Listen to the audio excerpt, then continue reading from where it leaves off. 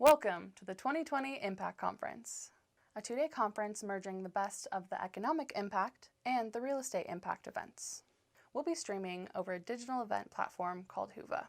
With a web-based app, you'll be able to join simply by clicking on the URL in your email. The following navigation video displayed on the web app will show you how to log into the platform, move throughout the agenda, reach out to the other attendees, join in virtual meetups, ask questions of our speakers or organizers, and dig deeper into the data. Here's the need to know in order to get the most out of this event. You'll need to log into the platform in order to join the event. If this is your first time accessing the platform, you'll need to create an account. Click on the Sign Up Here link under the Sign In button. Enter the same email address you registered with and create a password. Main navigation. Once you've logged into the event platform, you'll have quick access to all aspects of the event. From the main navigation bar, you can read up on our agenda session, start networking with other attendees, jump into the community board, watch videos from our local sponsor community, and see new messages from either the organizers or other attendees. Let's take a quick look. Agenda. The full agenda is available based on your ticket purchase. If you purchased a full conference pass, you'll see both days' agenda. If you purchased a single day pass, only that day's agenda will display. For each agenda item, simply click View Session to read more about the programming, see who's speaking, and download any additional handouts related to that session. Once a session is live, you'll be able to join by selecting View the Live Stream. During each session, you'll be able to utilize the Q&A or the chat function within the presentation window. At the close of each presentation, you can return to the agenda and move to the next scheduled session. Attendees. Say hello to old friends or make a new outreach through the Attendees tab. You can find attendees by searching name, affiliation, or location. View their profile or send them a message via a quick click. Click Send Message when you're ready to send. Community. The community board is available to all attendees and is a great resource to find event-specific announcements, reach out to the organizers with your questions, or for virtual attendees, view one of the virtual meetups scheduled during the morning break. Sponsors. Our event sponsors support this event because they believe in elevating our community, supporting our businesses, and being a part of the solution. Listen to a few of their voices as they explain why they engage in Central Oregon. Messages. You reached out to that old colleague through the Attendees tab. Now see if they returned your message. The Messages tab holds all notifications and messages for you pre, during, and post-event. Resources. Resources are added value to your event ticket. From videos connecting local efforts to results, documents that add additional data points, and speaker links that allow you to gain insight into each speaker's background, or email them directly. You'll find more than expected. Explore, engage, enjoy. We look forward to seeing you at the 2020 Impact Conference.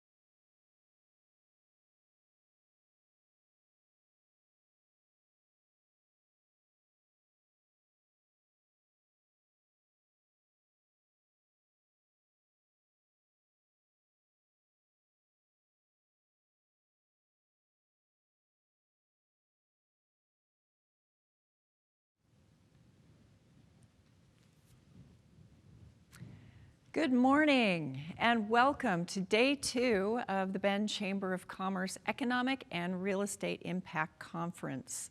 I hope you all have a nice hot cup of coffee, I wish I had one up here right now, and are ready for a jam-packed morning full of speakers and information that we hope will help you with your business and really take a look at what just happened over 2020 and what is to come in 2021. Now, yesterday, we heard from Araban Basu, and today we have another speaker. But I just wanted to share with you and thank you for being so patient with us as we've switched to comply with the governor's order from being a hybrid type of a format into an all virtual format.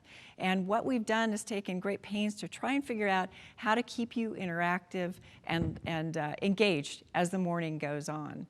So, as I mentioned, yesterday's keynote speaker for the economic side of the house was Araban Basu. He is chairman and CEO of the SAGE Policy Group. He had a lot of great information to share with us. We also heard from Damon Runberg yesterday morning. But today, we have also great speakers. And first up this morning is Dr. Jessica Lautz. Now, she's Vice President of Demographics and Behavioral Insights for the National Association of Realtors. And she is going to have a lot of insights both nationally and also take a look at a little about what our region is doing, and specifically Bend Redmond. Now, before we get going this morning, if you were here with us yesterday, this will be a repeat, but for those of you who are joining us for the first time, I want to go over the Whova platform that we're using today. So you'll see a navigation bar on the left. There's several buttons there. You'll use the Agenda tab to move from session to session, and that'll get you in to hear our guest speakers. Now, once you're in there, the Q&A tab will allow you to ask questions. That goes to our team here. We'll field them, compile them, and that gives me the questions that I'll be asking in the Q&A session that follows. Now, be sure to use that tab and do it while they're speaking so we have time to compile them and make sure we include your question. All right. There's also a community tab, and that's where you ask questions of our organizers if you're having trouble navigating, want more information, or to comment in some way. And all resources we discussed today will be available on the Documents tab. That'll get you information on the speakers, on Whova, and any other type of resource that is related to today's topic. And then finally, on the Community tab, you'll have an opportunity to be one of several virtual video meetups. Now, I know that's not the same as having 600 or 700 of you in the room. We would all be having coffee right now and interacting. I don't know about you, but I miss that a lot. But that Community tab will get you to meeting breakout sessions, so you'll at least have 15 minutes to hook up with old friends and maybe make some new connections. All right, before we get going on today's program, I want to do some sponsor acknowledgments. Just a reminder, these sponsors really help us bring this program to you. They help us keep the lights on, they help us get this information, gain resources, and the national talent we've been able to bring to you the last 2 days. Our title sponsor is Sotheby, Williamson & Wyatt. Technology sponsor, Cascade Sotheby's. Gold sponsor, First Interstate Bank and Compass Commercial. And our silver sponsors are Central Oregon Association of Realtors and Bentel. Thank you to each one of those organizations for making today possible. So our title sponsor, Sotheby, Williamson & Wyatt, has partnered with the Chamber for 11 years now to bring you this content. Now, they are here to share with us just a few words before we get going with our keynote and our program this morning. So please share with me this video with Sotheby, Williamson & Wyatt. Hi, this is Tia Lewis. I'm a shareholder in the Bend office of Sotheby, Williamson & Wyatt. And this is our 11th year as the title sponsor of the Real Estate Forecast Conference. We're super excited and proud to be a partner with the Chamber, as always. Sotheby has offices in Portland, Seattle, Vancouver, now in Alaska, Mountain View, California, and Salem, as well as Bend. And in all of our cities, we're always striving to be innovators and leaders in the industries in which we practice. And that's one of the main reasons we're always really proud and honored to be a partner with the Chamber. The Chamber in the Bend community is phenomenal. And I want to actually give a shout out to Katie and Garrett and Leela, and I'm sure I'm forgetting others, for all of their hard work. They had to really pivot this year and do the conference both in person and virtually, and all of the COVID outreach that they've done, not just in the conferences, but in the Welcome Back campaign, as well as the COVID relief. We're really, really lucky in Central Oregon to have all of the hardworking people at the Chamber, and we're really, really happy, as always, to be a part of the conference. Again to Schwabe and their whole team for making today possible. So as we get going today, before we bring that keynote speaker on, we're going to have a poll, and this is all part of trying to get you engaged and get your blood going and interact with us a little bit. I want you to go to the left-hand side to the poll button and in your navigation bar, and we're going to ask the first question of the morning and share those results with you.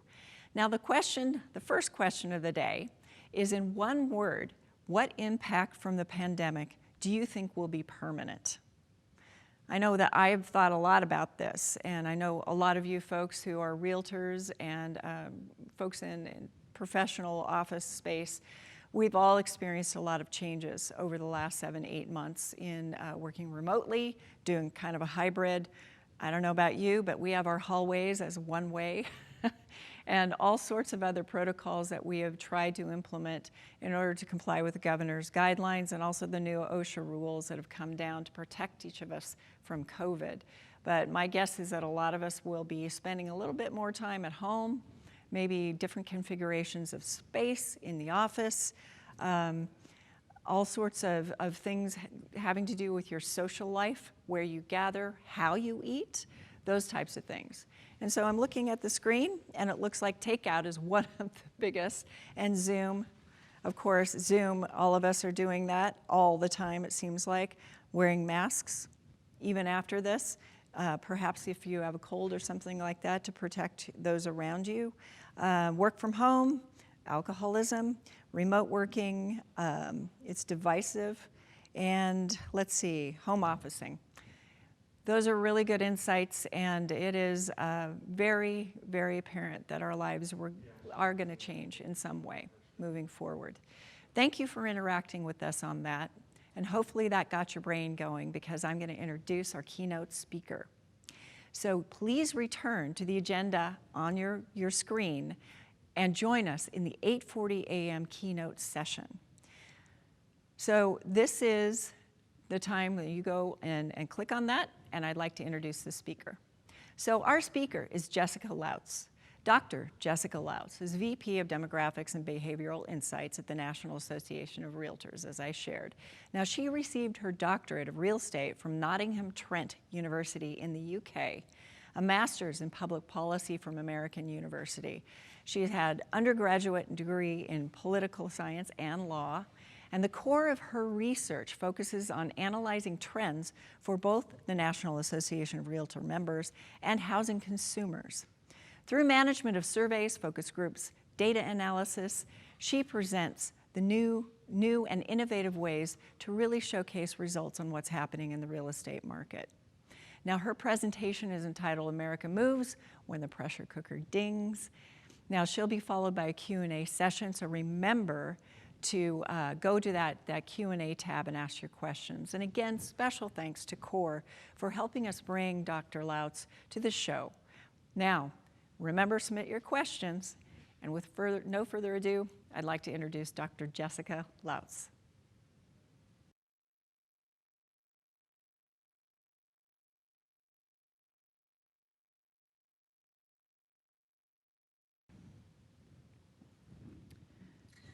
Hi, Oregon. I truly wish I was there in person.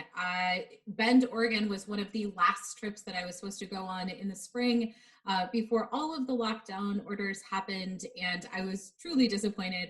I am from Washington State originally and used to vacation in Bend when I was a kid, actually. So I really was looking forward to going back and visiting the area and seeing the beautiful people and seeing you guys in person. So we will do this virtually in this virtual world where we are doing everything now from Thanksgiving to birthday parties and to make it work.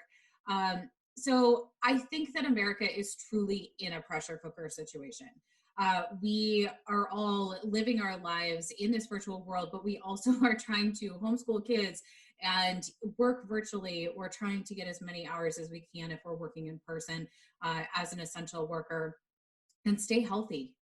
And our lives have truly been uprooted and changed, as we often have now senior adults living with us who were not expected to, or we have adult children who are now living with us at home as well. As we are all in this pressure cooker, what has happened is that America is truly looking for a different place to live, 4 different walls, whether that means a vacation home or whether that means remodeling a primary residence or just moving into a different place. As we have seen this pressure cooker situation continue, what we have seen is that home sales have skyrocketed. We truly have never seen this level of sales activity in 14 years. It has the highest annualized sales truly since 2006 when we look at the data. Not only has real estate rebounded from a V-shaped recovery, it has gone well past that. We have more than 100 months of year-over-year home price growth, which is the longest period of time that we have ever recorded in our data set, and we've tracked it back to the 1960s. It really is an unprecedented time. When we look at the MSAs that we track, the metropolitan statistical areas, what we see is that 181 of them, all of them that we track, have year-over-year home price growth. A truly unprecedented time, and that is new data that we just released last quarter. The time on market is at record lows, and truly this is because of the lack of inventory that is there with the buyers that are overwhelming the market. We are seeing down into the teens when we're tracking it on a weekly basis from list time to contract time. Honestly, we have never seen this before. And it's not just in metro areas. It's not the big metro areas like San Francisco and Seattle, Boston, New York. It's now tracking into rural areas, into small towns, because people are really looking for more space within their home, and they're looking for a less dense area so that they can really enjoy walking on their block without having to run into a dozen people trying to do the same thing. So we are seeing that truly people are having a lot of demand in these types of secondary markets that we wouldn't have expected. The other thing that is very unique right now is that 60% of members, 3 in 5 members, are actually saying the market is hotter than normal this time of year. When we're thinking about approaching Thanksgiving, we're thinking about after Labor Day, after Halloween, looking at the holidays, this is not the time when we would traditionally see this many buyers flocking to the market, so many people in the pipeline, really having a multiple bid contract situation on many homes as people really do vie to find that perfect home for them. I have to credit the real estate industry. Back in March, we started doing a flash survey on a weekly basis, and we asked members, what are you guys doing to actually change your practice? And what we found very, very quickly within like the second or third iteration is that there was a very fast adoption of wearing masks, wearing them appropriately in homes, making sure that there is airflow within the home, keeping the windows and doors open, wearing shoe coverings, having gloves actually at the doorstep of people's homes to make sure that everyone could be actually safe in the real estate transaction. What we found very quickly from consumers is that with this very fast adoption of safe practices, much quicker than what we saw on a state, local, or national level, what we saw is that consumers felt absolutely safe going into homes that were listed for sale. This is consumer data that we have been tracking throughout the pandemic. And what we found is that people said, yes, I do feel safe actually going through a home that's listed for tour. Now, we've actually collected this information with a number of other industries, and what we found is that in comparison to going to the grocery store, going to a movie theater, a sporting event, people don't necessarily feel as safe even going to the grocery store as they do going through a home sale listing, home sale that's listed for a listing, oh my goodness, for a listing presentation. What we have found is that people feel safe doing that activity. And the reason why is because they're the only person in that home at once. And because of these quick adoptions of safety practices that were taken.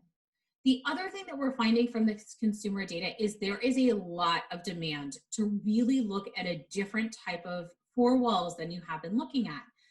We started collecting information on remodeling in this as well. And what we found is that people have really cut back their spending on entertainment.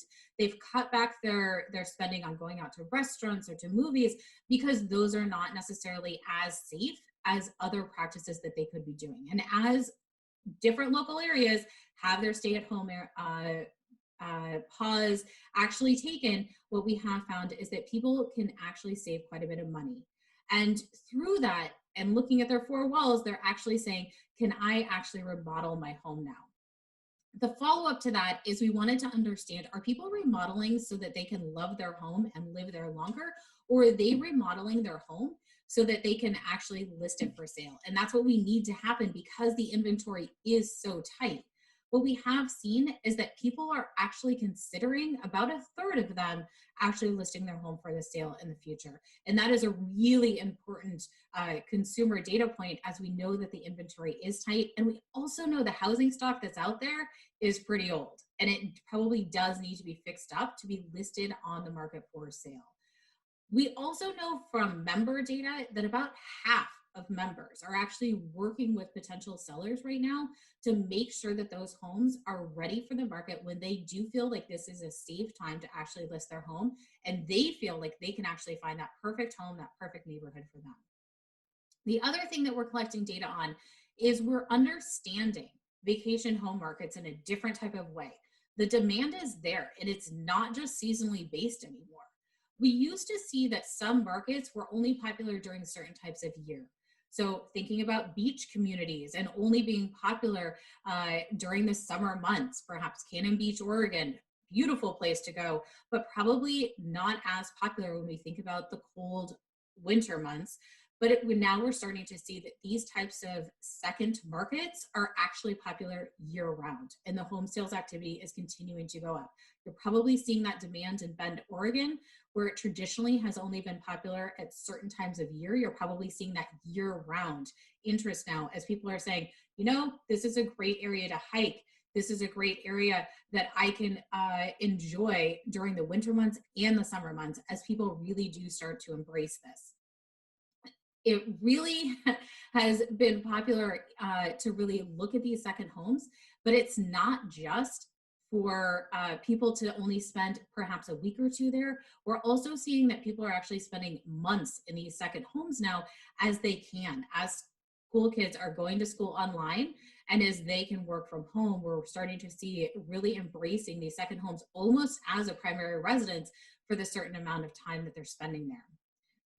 The other big thing that we wanted to know is we wanted to understand, why are people relocating more than 50 miles? If you're looking for a second residence, if you're looking for a new primary residence, why are you looking for a longer area away? And the big question here is that traditionally what we've always seen is that people actually move primary residences about 10 miles, 10 to 12. So really not that far. A slightly better neighborhood, perhaps a slightly different school district, but not necessarily that far away from their primary residence. So what we're seeing now is that people are actually interested in moving a longer distance away, either a primary or a secondary home. What are they actually looking for, and why do they need that? Obviously, enjoying better weather is something that I think we all want right now, especially as we're spending so much time outside, especially as we're hitting the cold winter months. Starting to think about that, obviously top of the list. But right up there, and what has been consistently up there in these waves of consumer research, is that people really want to lessen their risk of COVID. So thinking about living in a less dense neighborhood, obviously top of the list if they can do it. The other thing that we're seeing here, and it's been very consistent in the data, and we started asking this in this particular way back in late June, early July. And what we saw is that people want to avoid social unrest. If there are protests that are happening in their neighborhoods, in their city centers, they just don't necessarily feel comfortable, and they're actually willing to move to avoid them. The other thing that we're seeing here is, and we'll skip to the red bar here, that 21%, thinking about maybe there's not protests in their neighborhood, maybe they're not necessarily seeing this, but the other thing that really, when we think about the election and the heightened just divisiveness that we have in so many communities, is that people want to live in an area where their political views are similar to the neighbors. Especially if you're thinking about a condo community, a townhouse community, where essentially you have a shared backyard, you want to feel comfortable sharing these political views and having conversations over the dinner table if you can outside. And you can't necessarily do that in some areas if the political views that you have don't necessarily line up with the neighbors. So we have seen that this was really actually causing people to move and consider different areas. I think this is a fascinating trend, something that we really had no reason to be asking before this. So I don't have trendline data on this, but I can tell you that during the pandemic, during this time period, it's been very, very consistent in the data. So I want to jump into some of that and kind of talk about how these protests really do relate to housing. And there is a connection here. And I think it's important to really examine this on a deeper level and understand some of the underlying data on this. So when we look at the homeownership rates in America, it truly is divided. We know that there's already a K-shaped recovery. And so if you haven't heard that term, that K-shaped recovery is essentially, we had that deep V down, but we've had some Americans who have been able to recover in this market, and then some Americans who really haven't been able to recover. And I think that we can all say that we've seen the news clips and we've seen the long lines at food banks in many areas as people who have jobs in sectors through no fault of their own have lost their jobs in this recession and in this downturn. But for many Americans, it really has been a recovery where they've been able to essentially not feel this and maybe even save money and think about these second homes or think about remodeling, because they've been able to quickly transition to working at home and just bringing their laptop home and having their kids homeschool at home. Much different recovery for many Americans, many of them recovering in July and June and feeling like everything is financially okay. And then many Americans really feeling that this could be a very, very difficult holiday season for their families. When we look at the homeownership rate overall, I want to show you some pretty depressing data. And you may have seen this before. This is the latest data that we have on an annualized basis from census. When we look at the recovery, we know that so many Americans have been left behind, but we also know that a lot of Americans that have been left behind are Black Americans and not are Hispanic Americans, Latino Americans. The non-Hispanic white homeownership rate is actually at 73% in comparison to the Black homeownership rate, which is at 42%. And that gap is massive. That gap is actually wider than it was in 1968 when it was actually legal to discriminate based on race and housing. It has widened over time. And there's a number of reasons behind that. I'm not going to go into all of the reasons behind that, but I will tell you that this is a snapshot from 1994 into 2019. And what we can see here is that the homeownership rate for Black and Hispanic Latino Americans was actually artificially pushed up during the boom years. Many of these Americans were actually targeted for faulty loan products through zero interest loans, through no doc loans with balloon payments at the end. And what happened is that these Americans actually lost their homes at double the rate of white Americans during the bust years. And so that helped to widen that homeownership rate gap. And one of the many ways that first-time homebuyers do enter into that buying process is really through family wealth and through a cyclical process of really helping other family members into homeownership. And so as we see that this gap has widened over time, it really does translate into future generations of Americans being left out of homeownership. The thing that's really important here is that home is really important to all of us right now as we think about just how much time we spend here, nearly 24/7 at this point, but it's also the number one way that Americans do build wealth. And so I'll show you some data on that. But I want to show you one of the data points that we got back from our new profile of home buyers and sellers. Now, this is an annual report that we release on a yearly basis, and it was just released. This report is free, and I'm going to dive into some of the new data that we do have on it. But one of the data points that we collect on this is that home buyers who successfully purchased a home, we actually see that the rejection rate for mortgage applications is 10% for African Americans in comparison to just 4% for white Caucasians. And again, there are many reasons that feed into this gap of homeownership rates, but this is one of the reasons. We actually see that even for buyers who were able to enter homeownership, the denial rate is significantly higher for Black African Americans than it is for white Americans. We know through academic research that the application process is actually often a blind process through big data. And so people don't necessarily even know the race of people who are entering that, but we do see the denial rate is significantly higher. When the academic literature that's out there actually controls for things like income and debt to income ratio, we still see that African American denial rate continues to be persistently higher than the white Caucasian denial rate. Again, there are many reasons that feed into that gap, but this is just one of them. When we look at the end result here, what we see is that the family net worth for white non-Hispanic Americans is nearly $190,000 in comparison to Black African Americans, where it is just $24,000. That gap is, a lot of it can be attributed to housing wealth. When we see that gap, what we can see is the equity gains that white non-Hispanic Americans have through homeownership that Black African Americans and Hispanic Americans are really being left out of. And we can see that that gap actually has widened over time as well. And so when we talk about this K-shaped recovery, these things are persistent through the economy. Not only is it a homeownership gap, and not only is it a job gap and an essential worker who may not have employment right now, but we truly do see that this gap has widened in the family net worth over time as well. So looking at these factors, we can see as just some of the many, many factors that are contributing to the protests. But I do think it's important to understand the link that is going on in the Americans who have unfortunately not been able to be participants in the economy as some Americans have. All right, so let's move on. We have been collecting consumer data through the profile of home buyers and sellers since 1981. It is in a very long period of time. This is the 39th year that we have been doing this report. It was just released, and I have to say this is my favorite report that we do through the National Association of Realtors. It is incredible because what we can do is we can look at home buyers and home sellers who had a transaction last year and really understand who they are and understand how these demographics are changing and what they want in their home and what they want from a real estate agent. When we look at this data, what we have seen this year is that the trends are changing and the pandemic really has changed buyer behavior.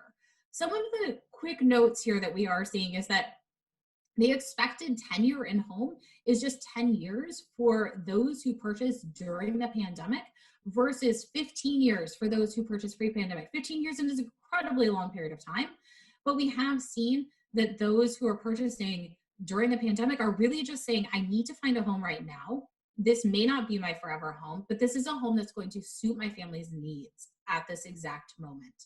The other thing that we're seeing is that people are feeling comfortable using virtual tours, using these virtual tools that are out there and actually purchasing their home sight unseen. This is an incredible figure. We had no reason to ask this pre-pandemic, but what we have seen is that about 1 in 20 buyers actually purchase that home sight unseen compared to just 3% pre-pandemic. Really a very interesting number to look at this year in these very unique times. We also know that these buyers, again, have higher incomes, they have higher price points, they are those who are able to participate in this economy versus those who may not be able to. We know that COVID was bringing them delays in the process, whether that means that they needed to have wet signatures and they couldn't actually do that, whether that means that they had to time when they could actually physically go into a home to see it because that there were days or perhaps cleanings that happened between listing presentations. We know that people did have delays in the process. But buyers right now who are purchasing during the pandemic are seeing fewer homes. Now, part of this has to do with the lack of inventory that's out there, especially at these buyers' price points, but many of them are just choosing to only see homes online, being very strategic about the homes that they're seeing, especially if they're moving longer distances away. Some of the other things that are happening right now really have to do with the change in demographics that we're seeing in buyers. For 52% of 19 to 29-year-olds, 52%, they are actually living at home with family members. This is the largest share that we've actually seen since the Great Depression. It's an incredibly large share of 19 to 29-year-olds living at home. Truly, this is an unprecedented time in America, and there are lots of reasons why these young adults are living at home. Some of this has to do with college going online or a hybrid environment, and so they're just living at home. Some of it has to do with these young adults actually choosing a gap year in college or just skipping college altogether this year. And then also it has to do with a lot of young professionals, even if they're married, going home to live with their parents or in-laws because they have a fully stocked fridge and pantry and choosing not to live in their high-cost apartment building downtown. As we see this happening, what we know is that there's a lot of people who actually needed to buy a multi-generational home this year. In the past, we've collected data on multi-generational buying, and we've seen that it's bounced around 11%, 12% on an annual basis. Pre-pandemic, 11% of buyers this year did purchase a multi-generational home. When we look at during the pandemic, 15% of people purchased a multi-generational home. That's a very big jump in just a few months. Now, some of this is because these unprecedented share of young adults are living at home. But the other thing that we see is that people are pooling money to buy a larger home in a different location. Perhaps they can all quarantine together and they feel better about doing that, especially as school children have gone to school online. Perhaps you can have other adults living with them who can actually care for these kids. The other big thing that we're seeing and is most popular for these multi-generational buyers and most common is that aging relatives who perhaps were living independently are now moving back in or never have perhaps lived there with these adult parents and are living with them now. This becomes a very interesting situation as perhaps the housing stock that we have in America really does not accommodate these adults. If they were living in a senior care situation, a senior center, they probably are really living in a home that does not accommodate their needs right now. So a lot of the remodeling that is going on probably is going to be looking at this guardrails, thinking about wider hallways, wider doors that will actually fit a walker through. Things like this that these homes probably don't have are probably going to be needs for these individuals later on in the future if they continue living with their adult children.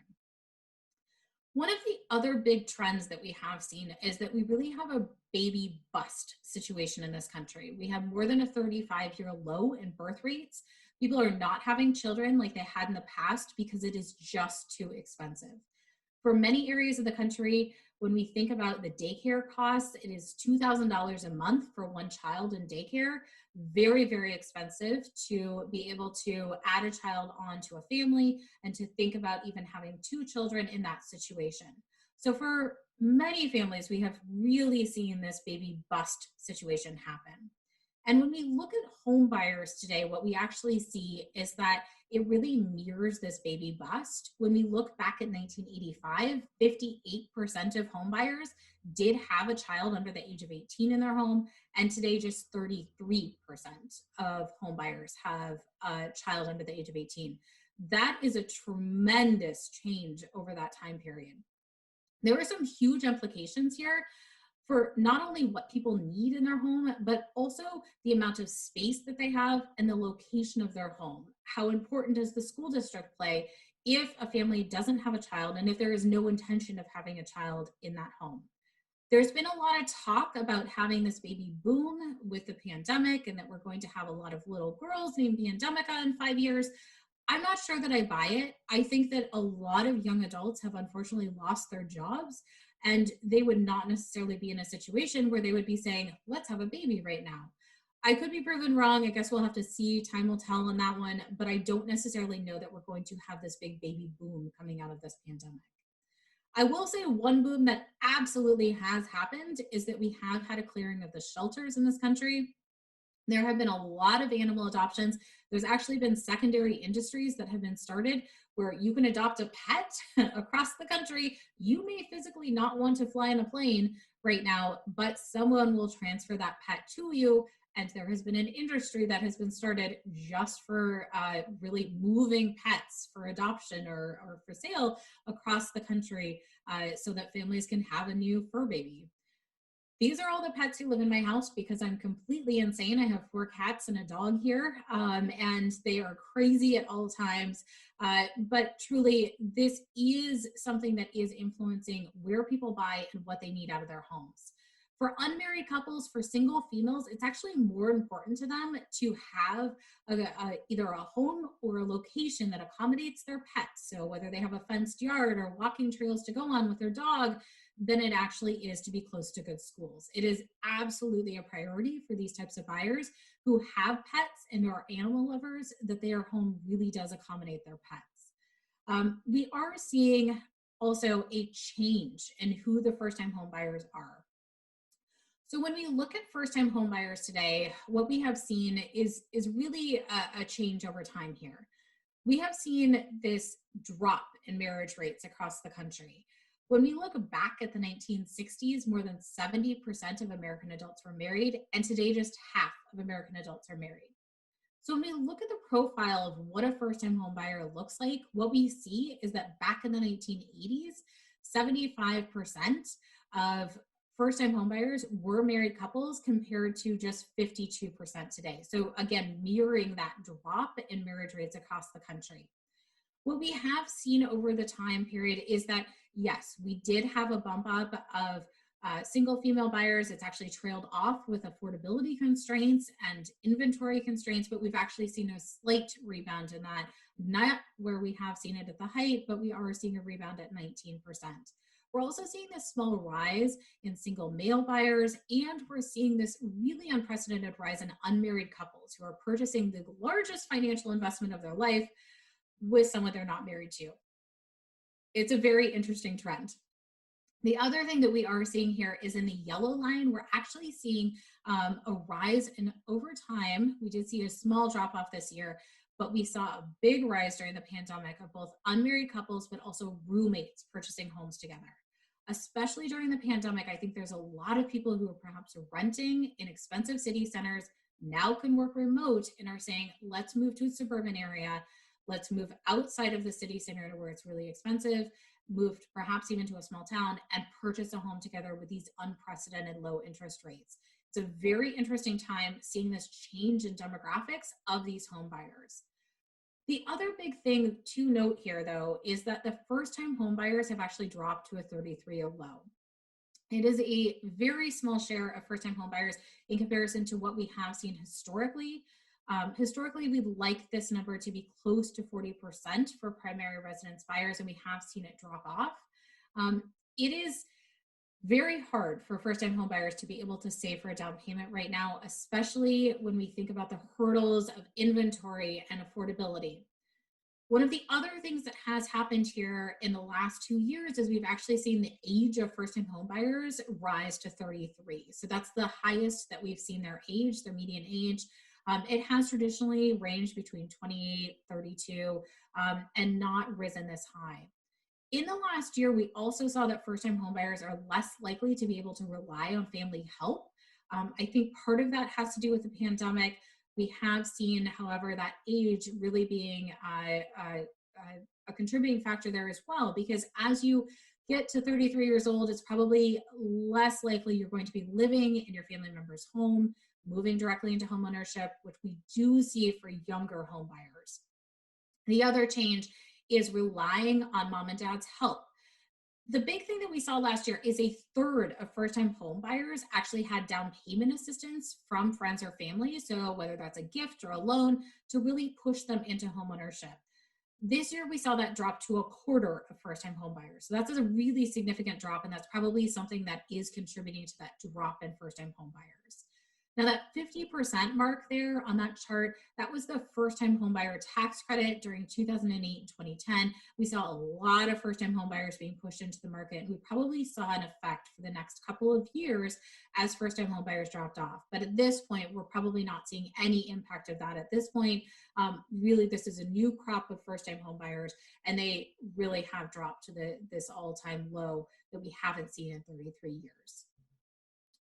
So I mentioned student loan debt being one of these huge hurdles into homeownership, especially for first-time homebuyers. We actually see the median student loan debt amount for first-time homebuyers and homebuyers overall is actually $30,000 if they have it.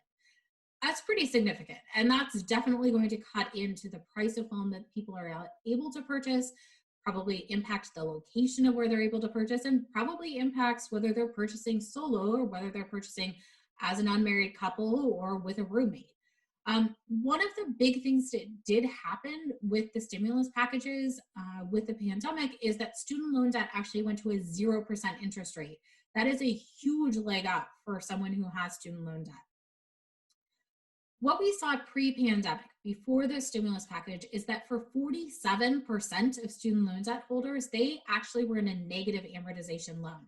They made good on-time payments, they made sure to make these payments, but the next quarter they looked at their student loan balance and they actually owed more on their student loan debt than they did before they made the payments. Really a pretty discouraging factor when we do look at these student loan debt payments. So having the 0% interest rate could really be a big leg up if we see that people can really tackle this debt, especially if they're living at home with their parents and gainfully employed. This could be a huge benefit. The other thing that happened with student loan debt, though, is that it automatically went into forbearance if they're on federal student loans until the end of the year. That is a mixed bag. If you don't realize and your account is being auto-debited and you're not aware of this, you're just not making payments right now. Now, it's not going to hurt your credit, but you're not making payments. So this is something where if you do need to be making payments on other loans, obviously you can be making them, but this is definitely something where people should be checking their balances and making sure that if they want to tackle their debt and their principal, their debt, they can be doing that as well. So I talked a lot about buyers. I want to talk about some of the seller trends that we saw in the report and some of the big changes that we saw. I talked a little bit about urgency, but we are seeing that sellers are absolutely urgently wanting to sell and just find a home that better fits their family needs. And really, they need a bigger home. That's the number one factors that sellers who are selling during the pandemic are really wanting is they want a bigger home.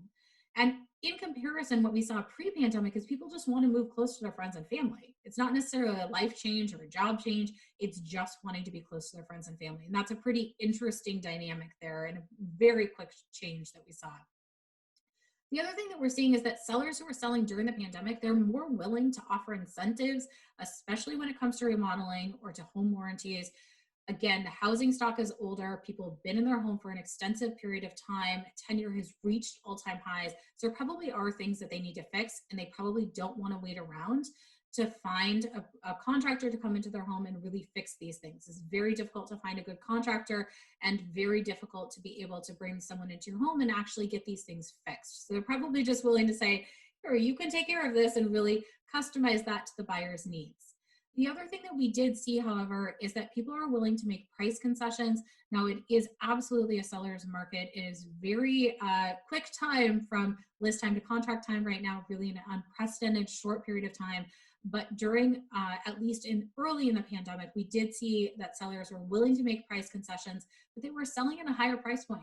They were well-off buyers and sellers in this time period. And so they were probably able to make these concessions, probably able to actually give these incentives on their home. And they had more equity that they did walk away with. Also, virtual tours, no surprise, people are really using this technology. They're using it in their search process. They're buying these homes, placing contracts on them sight unseen. And so sellers are offering these virtual tours, these virtual listings, even virtual open houses to make sure that people can actually see this home without physically going into the home. All right, so I'm going to shift gears here and talk about the agent use. We are seeing this be near all-time highs at 88% of buyers are using agents during that process. Even if people are buying new built homes, new construction, they actually do want agent representation. So we're just seeing those ideas of agent representation really being at highs, even if people are buying new homes.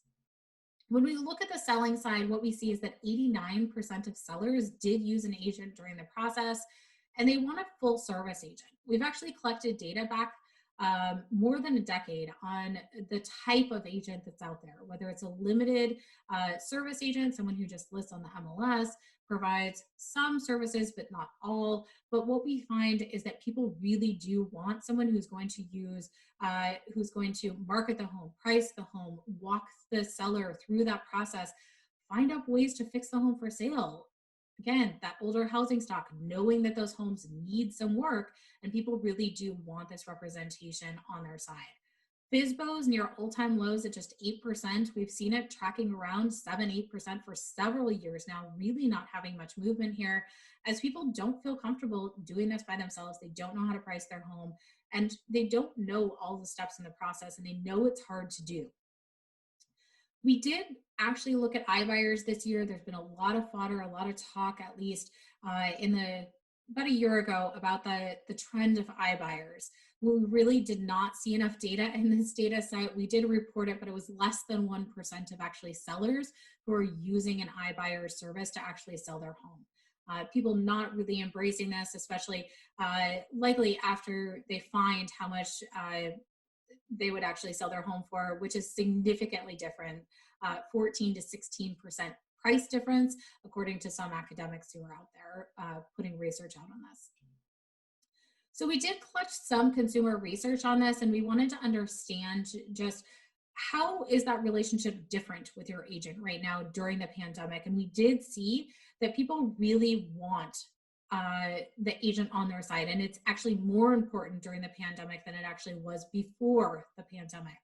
People really relying on that agent to have the honesty, to have the good reputation, to be trustworthy, and really bring them through this process that is just full of anxiety in this environment that's full of anxiety right now. All right, so I'm going to end on a bunch of question marks, in all honesty. I don't necessarily know what's next as we enter just truly this unprecedented time, and just looking at what's out there in the home buying market. I think there's a bunch of question marks right now, and a lot of them have been answered in recent months, but I think we still have some. Yes, people want bigger homes. They want one home office, maybe two home offices, maybe three for homeschooling kids. But what we also know is there's a lot of people who are used to living in very small condos, very small apartments in city centers, and they just want land around them. And what we could see is really people embracing tiny homes on land, just having the physical space to be able to walk around. We also know that vacation homes really are growing right now. We see a lot of people embracing the idea of vacation homes, as they can't take vacations themselves, can't jump on a flight, and their entertainment spending has gone down. And if these vacation homes do have good broadband, what's keeping them from becoming the primary residence, and perhaps their city home becomes their secondary residence? This absolutely is a huge question mark as we think about the next few months, 6 months, year down the road. I think that this is a big question mark for families. The other thing that we are starting to see trends on too is that people who have retirement that's 10, 15 years down the road, with these low interest rates, they are making early retirement purchases, really thinking about, this could be my vacation home now, but that's my retirement home in the future. And people are really embracing that trend. The other thing is that as these things are happening, and if they become overwhelmingly happening, I think we really could see a reinvention of rural areas, traditional recreation areas, as consumers look at, what are the commercial properties that I want here? What are the types of coffee that I want to grab in the morning, or the bagel that I want to have? And where I used to be able to pop down to the local coffee shop in my urban area, maybe I want to be able to do that in these rural areas. I think that's a big question mark. Obviously, broadband being that huge reinvention too, as we think of just the priority of broadband access and good broadband access. And then the big question mark for so many families is, how does school come into play? Back in September, more than 70% of school kids went to school online. They started their school year online, probably in their PJ pants. not necessarily in a physical school building. And then many schools opened up, and now we're back to a pause situation, a temporary situation where many of us are at home. So how does this all play a big factor here? And then are we going to see a big drop in tenure? We have seen that tenure has risen to these all-time highs of 10 years in home. It used to be 6 or 7 that people would move when they had a new job or a life change happened, a new baby, a marriage, a divorce. What we did see is that tenure rose because these life changes weren't happening. We saw the drop in birth rates, we saw the drop in marriage rates, and so you didn't necessarily have this impetus to move. But we also know a lot of people were underwater in their home coming out of the Great Recession. Now they have equity. Home prices have gone up and they may be able to sell where in the past they hadn't. So we could see this drop in tenure as we move forward. I went over a lot of national data. I want to make sure that I tell you about this local website where you can play around with, grab local data, grab state data. It is interactive. You can actually download PDFs, but play around with the clickable map as well. And then the last thing I want to make sure to do is tell you guys to follow us on social media. But the profile of home buyers and sellers, traditionally we do charge for this report. It is free this year. If you are a realtor, it is free under Right Tools right now. You can grab this report from a realtor store and just log in and download it as well. So thank you guys so much for having me virtually. I'm psyched to be with you, but I do wish I was there in person because that would be a better experience, I think, for all of us. So thank you guys so much for having me. Dr. Jessica Lautz, thank you so much for that fabulous presentation. I don't know about the rest of you, but that was incredibly meaty. And there's a lot of takeaways. I was particularly interested in the demographic research that you've done and really the changes of who are home buyers in the United States. And some of it's pretty disturbing, actually, and some of it is not a surprise, and there were a few surprises there. But we have loads of questions for you this morning. I know it's a little later over on the East Coast, but it's a beautiful day here in Bend, Oregon. If you ever make it out this way, a little dusting of snow and the sun's out, it's quite lovely. But welcome. Thank you. Thank you. Yeah. So, Dr. Lautz, we have several questions here in about 20 minutes. So I'm just going to use my iPad and go through these questions that we're getting via feed through our platform that we've been using here this morning. So I'm going to kick it off with a question about really what changes are more permanent than temporary in your opinion. So buyers' preferences are changing, as you pointed out so well in your presentation, as a result of this pandemic. But do you think some of these changes are going to be staying with us post-COVID? And how do you see that playing out in the market? Yeah, absolutely. So I think a big change that could be permanent is multi-generational homes. We've seen that minorities are more likely to purchase multi-generational homes, and there's a growth in minorities in the country. So I think both of those things really go hand in hand. But I also think that family, the importance of family, people taking care of each other, that's not going to go away. And so, if people are financially reliant on each other during COVID, during the downturn, they're going to continue that reliance, I think, into the future. Now, the young adult aspect, I don't know. I think there is a certain point of those young adults, they may need to leave the nest for everyone's well being. But I do think at least older adults living at home, I think that that could be an ongoing trend. Things that I hope do not continue is I do hope that one day we do see an uptick in first time home buyers. I hope that they regain footing back into the market. We just have not seen them in recent years. Yes, and that's certainly true here in Central Oregon. And I remember the graph that you brought up that the first-time homeowners peaked several years ago, right after the recession, and I think directly related to affordability, one would think. And this is something that's really concerning here in Central Oregon. As a Bend Chamber of Commerce, my board, and I know all our members are really worried about people being able to afford to actually live here. We need the talent in the workforce, and we need them to be able to find a place to live and to be comfortable and enjoy the fabulous things about Bend. But it's not so fabulous if you can't find a place to lay your head at night. So the next question is affordability. to that very issue. It's, as I said, a big issue here in Central Oregon, and for a number of factors. So we have a new administration coming into the White House.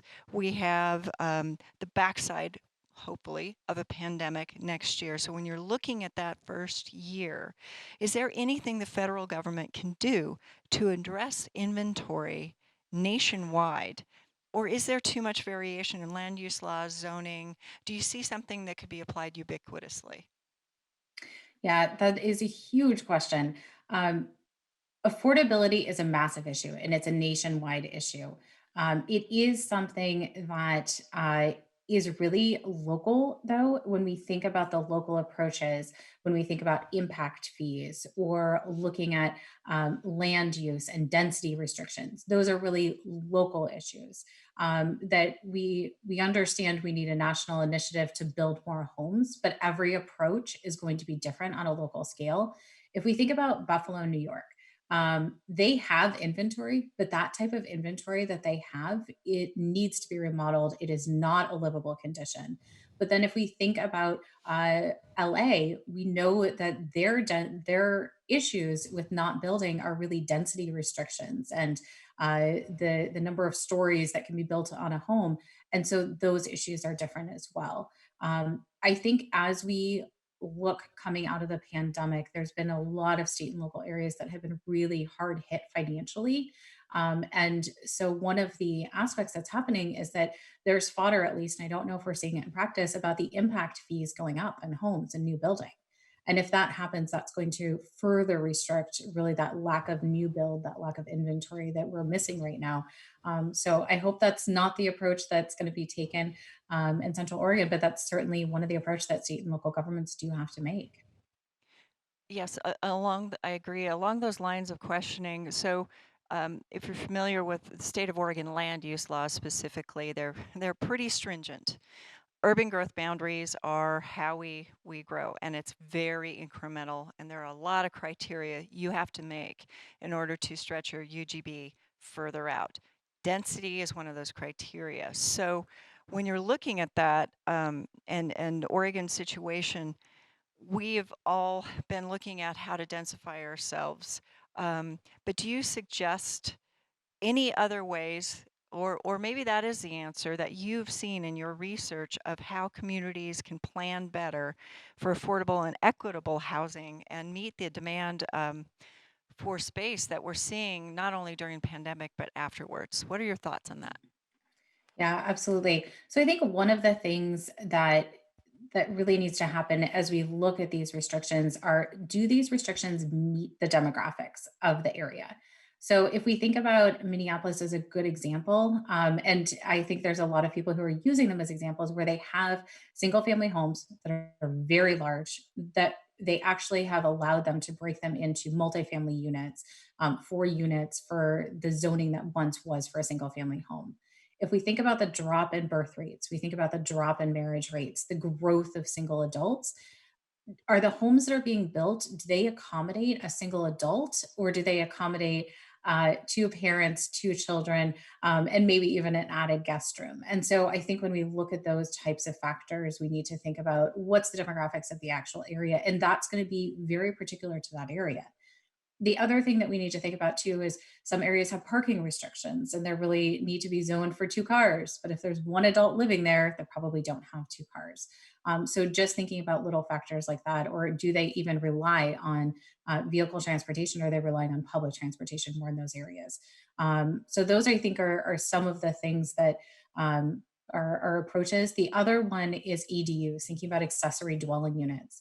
If we have this growth in multi-generational families, allowing accessory dwelling units can be a really big opportunity for families to really not have to necessarily move, to expand the number of people who are living there almost a universal design way, so that you could have a young adult, you could have an aging relative. It could be an office space or an Airbnb space too. So thinking about those types of next steps and what does the future look like? That's really interesting that there's so much that you're saying that we've been seeing here in Central Oregon. And if you would have talked about this 5 or 10 years ago, A lot of these ideas weren't fully on the table as they are today. I want to talk now a little bit more about who is buying homes. Again, really great data. Thank you for sharing everything that you did. So when you look at the data for home buyers, what data point in the 2020 profile of home buyers and sellers most surprised you? I think the one that was most surprising to me is seeing that 5% of consumers, of buyers, actually purchase their home sight unseen.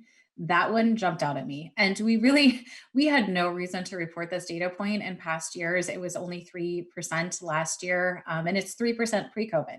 5% doesn't seem like a lot, but if you're thinking about 1 in 20 people who just bought a home are doing so without physically seeing the home before they move in or close on that transaction, hopefully they're seeing it during that home inspection process or something along those lines. But that's a pretty big leap of faith in your realtor, in that community, that that's where you want to be, and that that home is the right home for you. So I think that one really does shock me because it is the biggest financial transaction you have in your lifetime.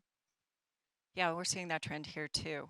I've heard stories from a lot of our realtors about a lot of sight unseen, get your bid in first kind of action happening from out of state buyers in particular. Okay, so when you think about those buyers and look at the data in this environment here in Central Oregon, we're seeing an influx of cash buyers and things like escalation clauses. Is this a trend you're seeing in other markets and MSAs around the country? Yeah, absolutely. So this morning we just released our newest existing home sales data, but one of the reports that we release in conjunction with that is our Realtors Confidence Index. That gives us a really good opportunity to actually talk to realtor members, see what's going on in their communities, but see this on a nationwide scale. So a lot of the data is actually mapped on a local level. When we look at it on a nationwide scale, what we're seeing is that for every home that's listed, there's 4 bids for that home. That's a lot. And that's a lot of escalation clauses. That's a lot of, well, let's skip some sort of contingency here. Let's just go forward with the purchase. So we're certainly seeing that. And we did see that investors too, they're still in the market, which I think is interesting. If we had fewer investors, perhaps we'd have more inventory for those first time home buyers out there, that entry level buyer who wants to enter. But those investors are still persistently in the market right now. Right. So let's talk a little bit. So what we're talking about here is upper middle class buyers. And you spent a lot of time talking about the entry-level affordability market as well. I'd like to ask you a couple questions about that. Have you seen any trends, any strategies around the country that is enabling minority and affordable home buyers, first-time home buyers, a better chance at actually getting into the market? Have you seen anything across the country that you think indicates might be a really good idea for us, for example, to employ? So there's definitely those first-time homebuyer savings accounts that some states do have, and I'm not sure off the top of my head if Oregon is one of the places that does. At least from just kind of a behavioral approach, it is good when you think about, I'm going to slot this amount of money each month and it's going to go to my own savings account that can go to my first home. And so I think that that is a good approach. There's not a lot of data on whether this is an effective approach so far, because it is relatively new. So there's not a lot of academic literature that's out there saying this really does put first time home buyers into homes. But those accounts, I think, at least from a mental standpoint, when you look at your budget at the end of the month, where does each money go? Do I have a backup savings account? Well, is this my emergency fund? Is this my entertainment fund? And entertainment, of course, is a loose definition right now. But I think that it is a good approach for first time buyers, especially to have that savings account that is established for them. Yeah, that's a great idea. So there are a couple of questions in the queue. Again, probably most related to those first-time home buyers, and that's students. And you talked quite a bit about student loan debt. And in the next administration, there's a possibility that there'll be some loan forgiveness. So when you think about what advice you would give to get those who are out of college paying off student debt, how do you see that trend affecting the ability of those who are just out of school or 10, 15 years out of school. How important is that to address the issue of student debt? It's massive. Student loan debt is honestly one of the biggest hurdles that we have post the Great Recession for home buyers to enter the buying market. And it's also a huge hurdle for repeat buyers to be able to actually upgrade into their next home. Um, I have to say, too, and I know that I talk about a lot of young people having student loan debt, but it's not just a young person issue. For those who are over the age of 55, their student loan debt has increased more than 1,000% in the last decade. It is truly astronomical when we think about the student loan debt issue. It is the one debt that everyone said was a good debt, so it was okay to take on. But what happened is that a lot of people attempted going to school or they went to for profit institutions and they took on small amounts of debt, but they didn't necessarily obtain that degree. And so it was so hard for them to pay it off. If there is a forgiveness program, I'm not saying that this is a good thing or a bad thing, but I will say that it probably will stimulate some portion of the economy with some spending. And that is definitely a huge leg up for those individuals who absolutely have not obtained that degree or having a hard time paying off that debt, could be in the service sector right now, lost their job. That could absolutely be a leg up for those individuals. Yeah, I agree. One of the I'm going to switch a little bit now to the other side of the spectrum because in Central Oregon and Bend, we experience a lot of second home buyers and investment buyers. What role do you see them playing on a national scale, and what you know of Oregon in influencing the market and what trends are going to come out of that? Yeah, absolutely. So the second home buyers, they're persistent. They're there in the market, and they've definitely increased during COVID. So as we think about staying at home, looking at those four walls, the interest for second home buyers, even if they truly are not investors or someone who is necessarily at that very high income, there's a lot of people who have this entertainment spending or this vacation spending that they're not spending on anymore, and they can start chalking away that and start thinking about purchasing a second home. I don't think that Central Oregon is one of these places, but in some areas of the country, you can honestly pick up a second home for under $100,000 if you're thinking about cabins on the lakes. I know that's probably laughable in your area, but we are seeing that there are some people who this would have been out of reach before, and they've been okay economically to be able to keep their jobs and keep that money. There is absolutely a strong interest. We used to actually do a vacation home report where we would separate out someone who's a vacation buyer from an investor. And it's pointless at this point because there's so many services like Airbnb and VRBO and HomeAway where people essentially they don't just consider it an investment property, they consider it a vacation home, an early retirement purchase. It's all overlapping. Yeah, here in Bend, you're right. The average the home house price of a home is, I think, north of $530,000 now. And boy, that's pretty new for us. It jumped, I think, something like 60, $70,000 in a little over a year.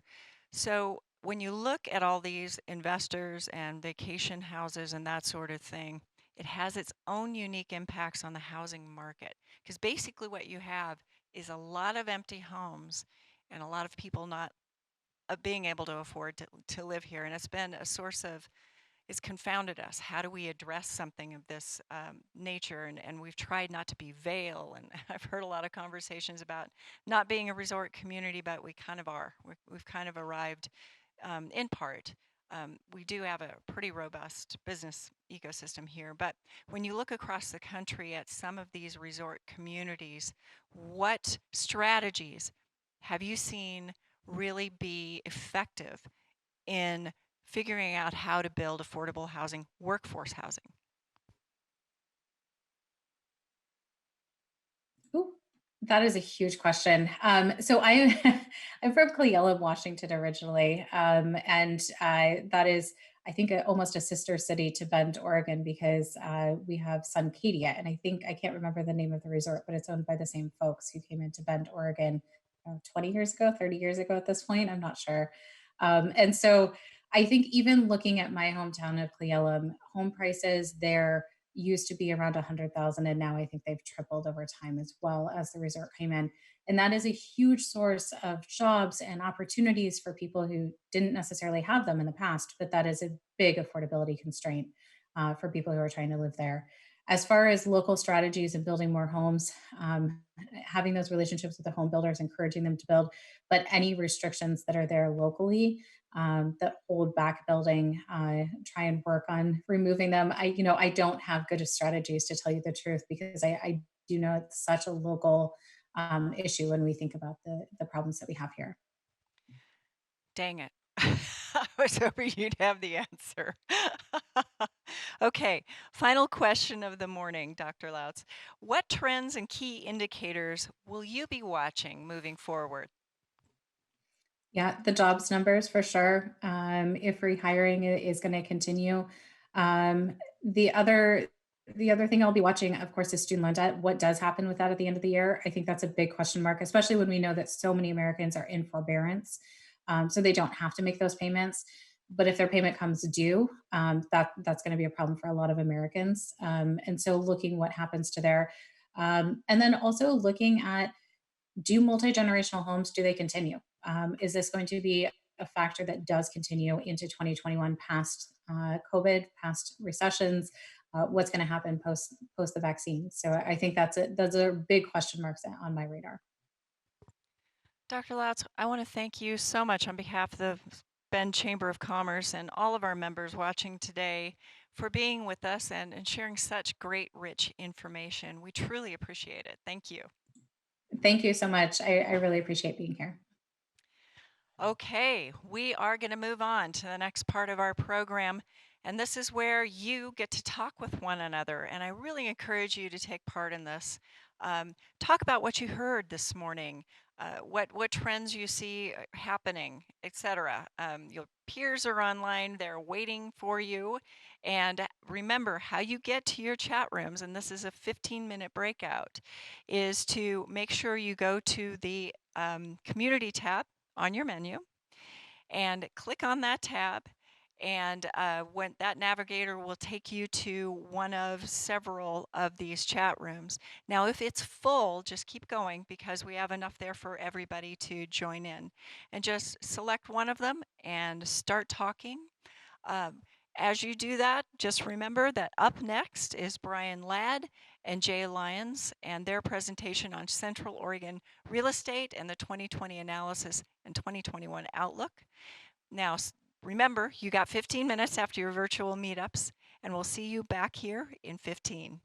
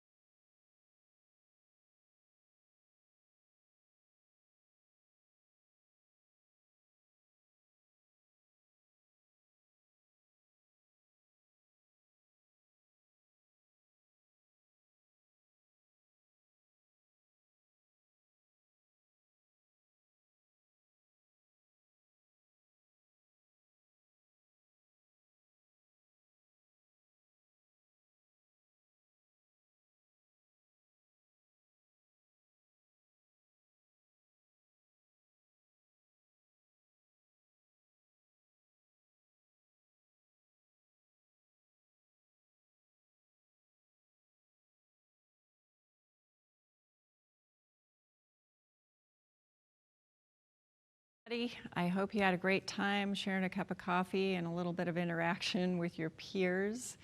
And we are ready to start the rest of the morning's program. We have both Brian Ladd and we have Jay Lyons for you this morning with the next presentation. So Brian Ladd is principal broker at Cascade Sotheby's International Realty and owner of the Ladd Group, which sells over $100 million annually in Bend.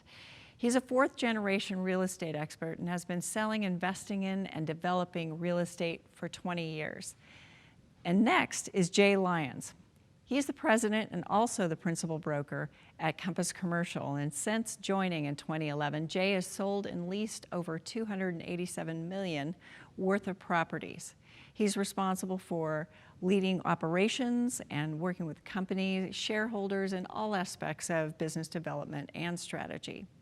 And their presentation today will be back-to-back, and it's about Central Oregon's real estate 2020 analysis, as well as a 2021 outlook.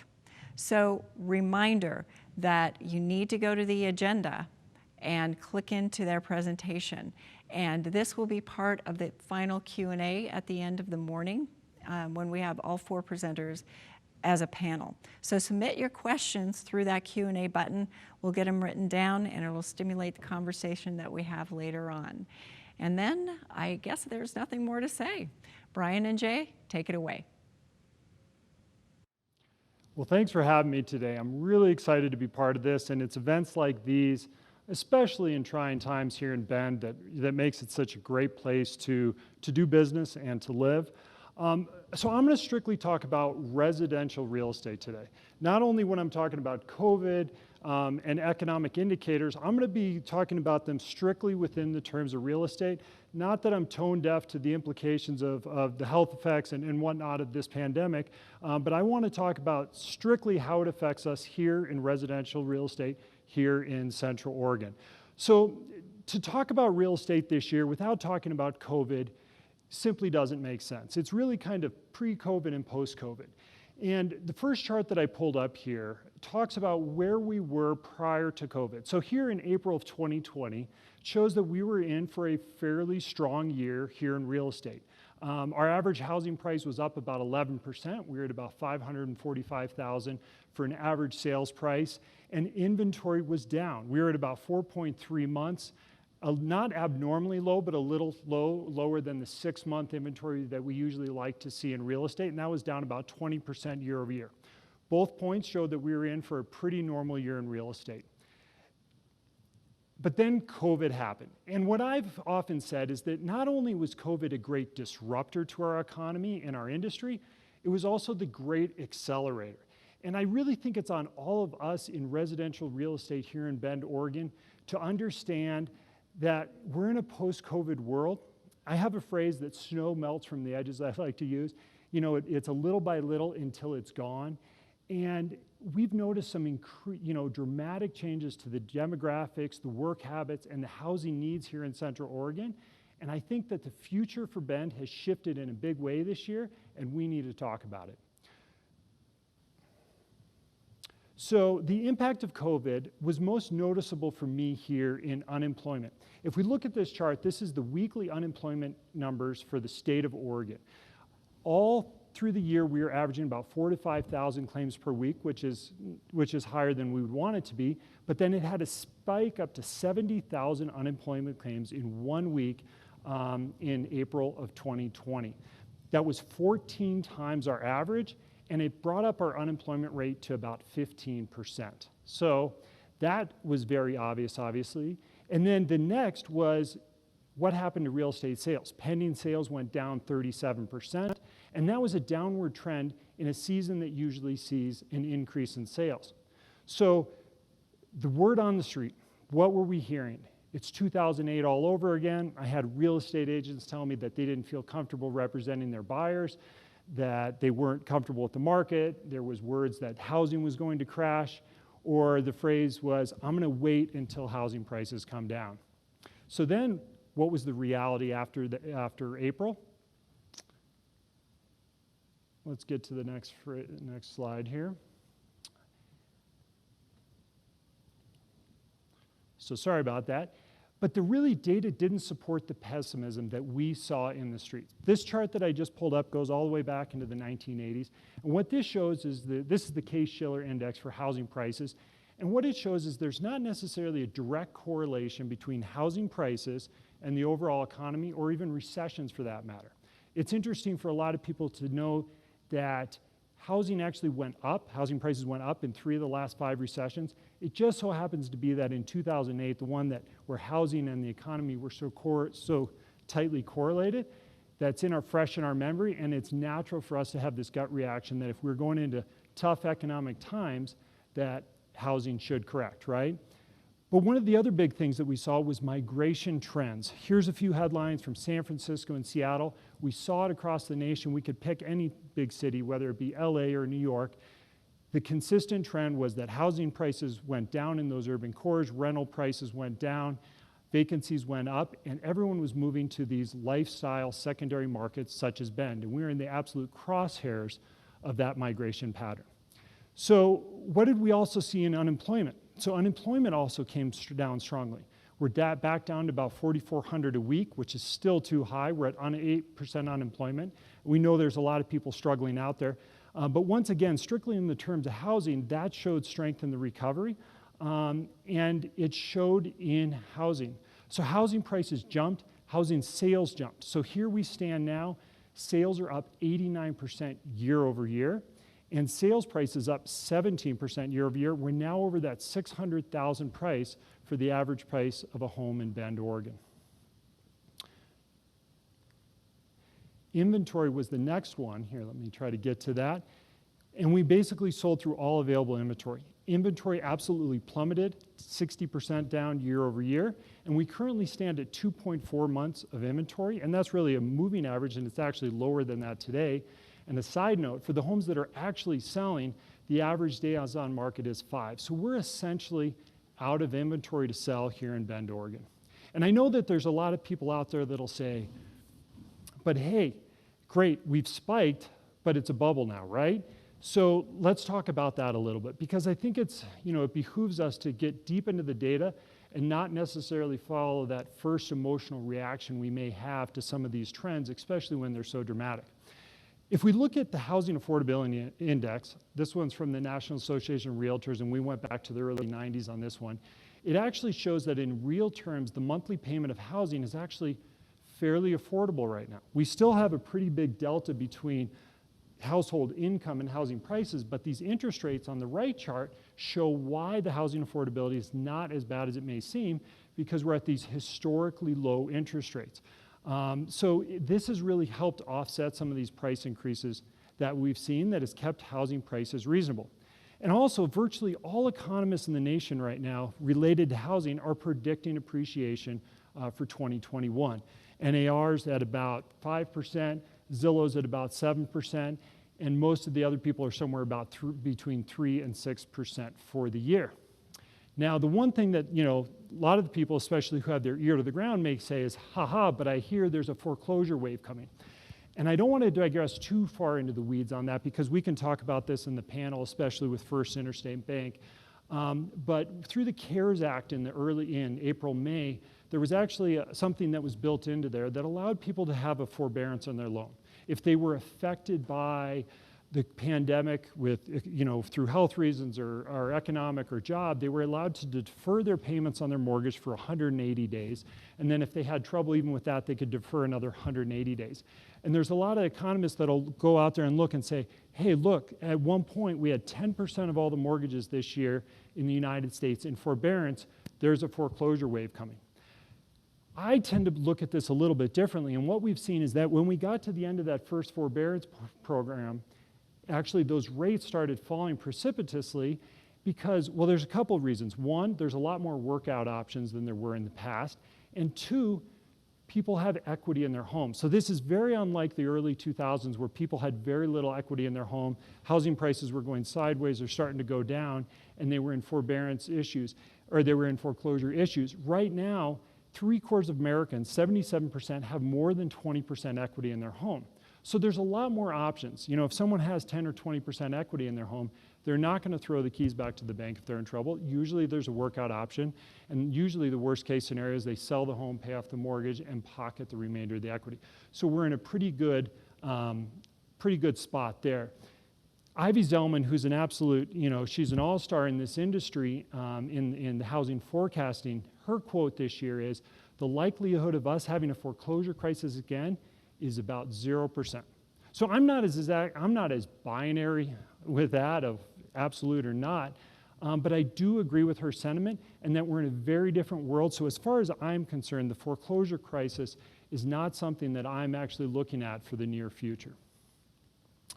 Now, this may get a little wonky. I have the tendency to get deep into the graphs, and I'll try to avoid that. But I find, Mark Twain once said, history doesn't repeat itself, but it often rhymes. So I like to look back into history and look at what happened and try to get clues for where we stand today.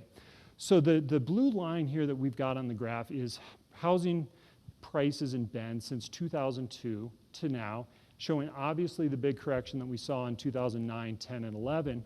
And what was interesting for me to find is that there were some leading indicators that kind of gave us a heads up that we should have seen in that time that housing was struggling. And those are not leading indicators that we're seeing in any sort of fashion right now. The two primary leading indicators that I was able to dig out of the data were pending sales and inventory. And what was interesting is that our peak pricing in Bend in the previous peak was April of 2007, but yet we started to see some very strong indications of growing inventory about a year before that, and actually about 2 years before the house prices started to go down precipitously, and the pending sales actually peaked about 11 months before that as well. So those data points were there, we just weren't noticing. Now this second graph, this is where it really gets wonky, where I overlaid those three data sets, and we still have that blue line in there that shows the the sales price, but the top one, the blue and the red one, that actually shows the pending sales, and you can look on there and see that that started to chug along and show some struggles about a year before it actually showed up in housing prices. And then the same with inventory. It started to, there was a clear trend that month over month, less people were buying homes, there was more homes available for market, they were on the market for longer, and that started to build about a year or so before we had our last correction. So if we look at the far right of that and try to say where do we stand today, it's a little different because the factors of where we stand today are very different. We have a housing shortage like nothing we've ever seen before. We have low vacancy in the rental market. We have low interest rates. But if I had to draw any sort of parallel, the data set that I see now and that delta between inventory and sales price and pending sales is more akin to 2002 data, 2003 data, than those scary years of 2006 and 7. And to close this, and I actually just put up a picture here of my son, because we like climbing up the hills as much as we like skiing down them. But as we look ahead to the challenges in the mountains that we have ahead of us here in Bend, Oregon, I think we need to keep our eye out for a decrease in pending sales and a rising surplus in inventory. I think that would be a good indicator for us to watch out for. We have an absolutely unprecedented housing shortage here in Central Oregon, and that's really worthy of a whole subject and conference of its own. Some of the most recent data I was looking at from the Deschutes Housing Authority showed that in the next 10 years, we need about 15,000 homes for median income households between 80 and 120% of median household income. And the current stat that I looked at was that we are at about 700 homes a year, which shows a delta or a shortage of about 1,200 homes a year, even to keep pace with the current housing needs. And that doesn't even take into account all the new families moving to Oregon. So I think that this housing shortage is critical and could impact a lot of different parts of the economy. I also think that these high housing prices are going to create some turnover and barriers.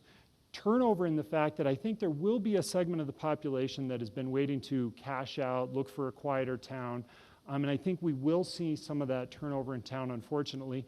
And then also the barriers that I'm talking about are also barriers for people to enter the housing, to buy their first house or to move up that price ladder where they're going from an apartment to a townhome to a single family. And I also think that barrier is going to hurt some of our local businesses as they grow in the years to come, where they're having trouble hiring people because they can't find affordable housing. So as a community and as business owners, we need to look hard in the mirror and say, what investments can we do?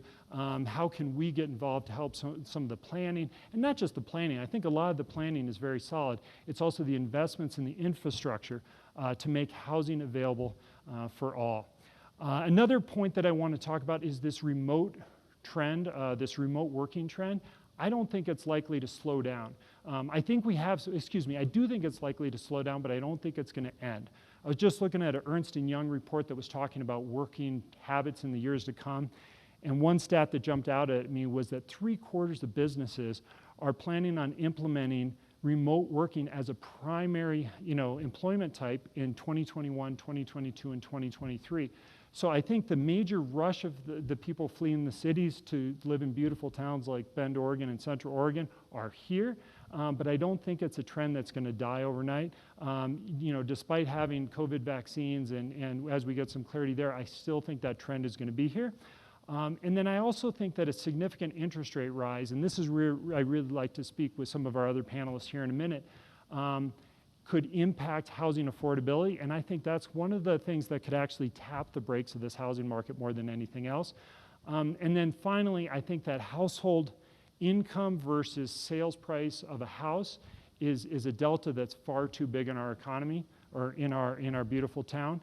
But anyways, there's a lot of great things to talk about, and I can't wait to discuss it more in depth with our panel here. And thank you again for taking time to learn a little bit more about what's happening in Central Oregon, and hopefully you can give us some feedback so we can have a really productive discussion about that.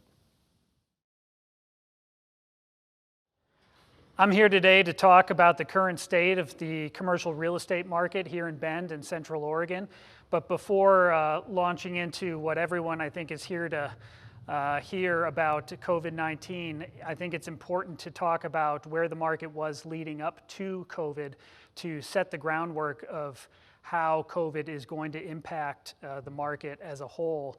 And I think where we were previously is going to have a substantial impact. So I wanted to talk about a perception around town that you hear fairly frequently, that there's all sorts of new commercial development taking place around town. And the fact of the matter is that leading up to COVID or leading up to today is not entirely accurate. So if you take a look at this first slide of the Bend office, I'm here today to talk about the current state of the commercial real estate market here in Bend in Central Oregon. But before launching into what everyone I think is here to hear about COVID-19, I think it's important to talk about where the market was leading up to COVID to set the groundwork of how COVID is going to impact the market as a whole. And I think where we were previously is going to have a substantial impact. So I wanted to talk about a perception around town that you hear fairly frequently, that there's all sorts of new commercial development taking place around town. And the fact of the matter is that leading up to COVID or leading up to today is not entirely accurate. So if you take a look at this first slide of the Bend office market growth, this slide shows you the amount of total square footage that Compass Commercial has tracked in their quarterly survey going back to 2001, and it shows you from 2001 to 2010 that the market, or the total square footage of the market, grew by over 1 million square feet, or roughly 78% between that time frame. Now, if you compare that to 2010, which was coming out of the recession, to 2019, the market grew approximately 9.75%, or roughly 232,000 square feet. So that's a sizable decrease in terms of the amount of new office product that was built. Now, on these graphs, you may be wondering why there's kind of a dip in the square footage. Well, if a building is occupied by tenants and then it is bought by an owner user, that building comes off the survey. So we only track properties that are occupied by tenants or have the possibility of being available for lease at some point in the future. So a building like Lanza, for example, on the north end of town off of Empire Avenue, that primary facility of theirs is owner occupied, so that would not show up on our survey. So that's a quick snapshot to show you the amount of growth we've experienced in the last 10 years on the market side, and the same holds true for the other properties types that we track. So the Bend industrial market growth, again, from 2001 to 2010, we experienced roughly 1.7 million square feet of total growth, or 74% of that market. Comparatively, over the last 10 years, that market grew just a little under 500,000 square feet, or roughly 12.42%. If you move on to the Redmond industrial market, again, you see considerable growth leading up to 2010, grew roughly 297%, or 970,000 square feet. And over the last 10 years, that growth was compacted to about 173,000 square feet, or roughly 11.84%. For retail, we haven't tracked it quite as long as we have the other three property types, but going back to 2010, again, you can see the growth has been relatively modest, 177,000 square feet of growth, or roughly 4.9% of the total market. And I think it's important to understand why that growth may have been limited. Well, coming out of the recession, obviously, Bend was beaten down pretty hard the last downturn. Back in 2010, 2011, vacancy rates were hovering north of 20%, and that certainly isn't the time to commence brand new speculative development or construction. So it took time for that square footage to kind of be absorbed, the market to kind of reshape itself and basically bounce back from the Great Recession. Then after that took place, developers were still, skittish in terms of, breaking ground on new development, even though vacancy rates were coming down. Again, not knowing what the future held. They took some serious lumps during the downturn. A lot of property owners gave their properties back to the bank. So again, there was kind of this lag of developers not wanting to kind of stick their neck out, so to speak, and commence new speculative development. So then you get to 2014, 2015, now developers are starting to be a little more comfortable with the market. The vacancy rates have started to drop or compress, and you start to see a little bit of construction. But with that, you start to see land prices start to increase fairly substantially. What we see, or the reason why we've seen such little growth over the last 10 years, is because it's somewhat of a perfect storm. You've got rent growth that hasn't been sufficient enough to justify brand new construction. You've got land prices that are expensive and somewhat artificially inflated because of the urban growth boundary and the way our state land use laws work. And then you've got construction costs, where a lot of the subcontractors left town during the Great Recession and never came back. And that contractor base has been significantly reduced, and it's driven up the cost of construction to the point where it makes speculative development very difficult. And because of that, we've seen very little growth across those three property types. So that begs the question, well then, if the perception is that there is a lot of construction going on, well then what's getting built? Multifamily apartments. Housing is obviously critical in Bend. There's a lot of people moving to town, approximately 9 people per day, and they need a place to live. And coming out of the recession, a lot of the undeveloped or unfinished subdivisions got bought up, got built, those houses got built. And then shortly after that, developers started showing up on the scene looking to build new multifamily product. And we've seen a lot of it. There's 482 units built in the last 2 years alone, 813 units under construction currently, and a little over 1,400 units that are in the pipeline, although those are just speculative projects and not all of those will be built. So that speaks to the amount of volume that we've seen in terms of multifamily construction. We've seen a lot of hospitality construction as well. So you think about some of these lots that were vacant coming out of the downturn in the old Mill District. Well, now 3 of them have hotels on them. The Residence Inn property, the My Place Hotel property, and the Spring Hill Suites, all in the old Mill District. The Best Western across the street from the Athletic Club of Bend is a relatively new hotel, and there's 2 under construction in Bend as well, the Element and the Home 2 Suites, and that's just Bend alone. There's another hotel under construction by the airport in Redmond as well. So that's been a big boom for the local construction industry as well, and obviously being fueled by the tourism industry here in town that continues to grow and grow. And then owner-user facilities. Like I said, we don't track those on our quarterly survey, but Lonza just went through a big expansion. MBSEF just built a new facility in Northwest Crossing, and those are just 2 examples. But we've seen local companies grow and determine they have a need for new space as their company grows, and they've gone through with some construction expansion plans. So that is kind of the bulk of what you have seen in terms of construction here in Bend. I mean, we've also seen public projects, new schools being built, new fire station. But from a speculative commercial standpoint or industrial standpoint, the lack of growth has been relatively modest. And I think that's important to note because it's a simple kind of supply and demand function. When COVID hit, we saw kind of tenants pump the brakes in terms of what they're looking for in terms of new space, or maybe they were looking for additional space and now they're not so sure.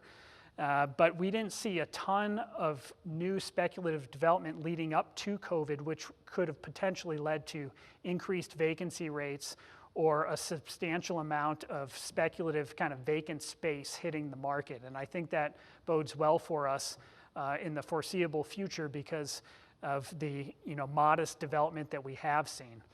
So COVID and the impacts that it has had on the market, it absolutely has had an impact. Here are the vacancy rates going back from fourth quarter 2019 until today. You can see the most significant impact is in the office market. That is because most office users, as we're well aware, can send their employees home and say, hey, you need to work from home from the foreseeable future, or if you're more comfortable working from home, by all means do so. Whereas retail and industrial users, they need their brick and mortar space in order to operate their business. Retailers may have an online presence where they can supplement some of their business, but for the most part, if you're a downtown Bend retailer, you need people kind of walking through your door. And if you're an industrial manufacturer who's making widgets, you need your warehouse space or your manufacturing space in order to make those widgets. You can't send people home. So on the office side of things, we've absolutely seen office tenants that may have been looking to expand or have leases coming due say, hey, you know what, I don't need as much space as I had, or you know what, I'm not going to expand into that space that I was thinking I wanted to take on. And I think that's going to be a trend for the foreseeable future.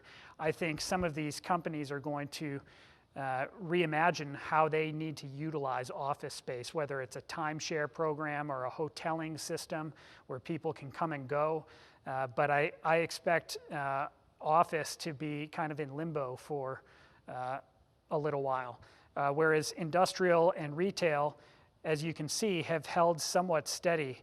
The slight uptick that you see in the first quarter of 2020 for industrial was the result of a large block of space at the former Bend Bulletin building coming online, roughly 50,000 square feet.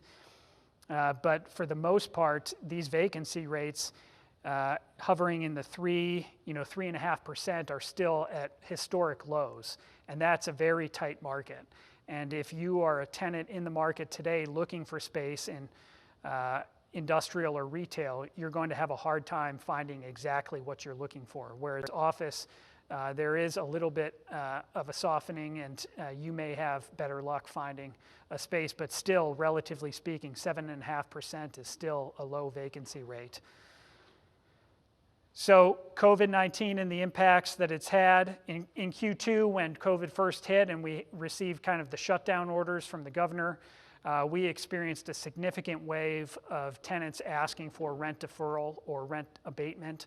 What we found was most landlords were very much willing to try and work with the tenants in an effort to keep them afloat.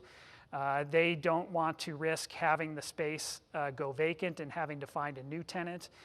Most of these tenants have been great tenants up until this point, and what is going on in the world is 100% completely outside of their control, and landlords recognize that. And like I said, for the most part, what we've experienced is landlords being willing to work with tenants and try to assist anywhere that they can. But landlords as well have bills to pay, they have mortgages to pay, and they in turn have to turn to their lender and ask for relief or mortgage payment deferrals in some instances. So it's very much a we're all in this together attitude, and we have to continue to work through it with the new government orders that are coming through.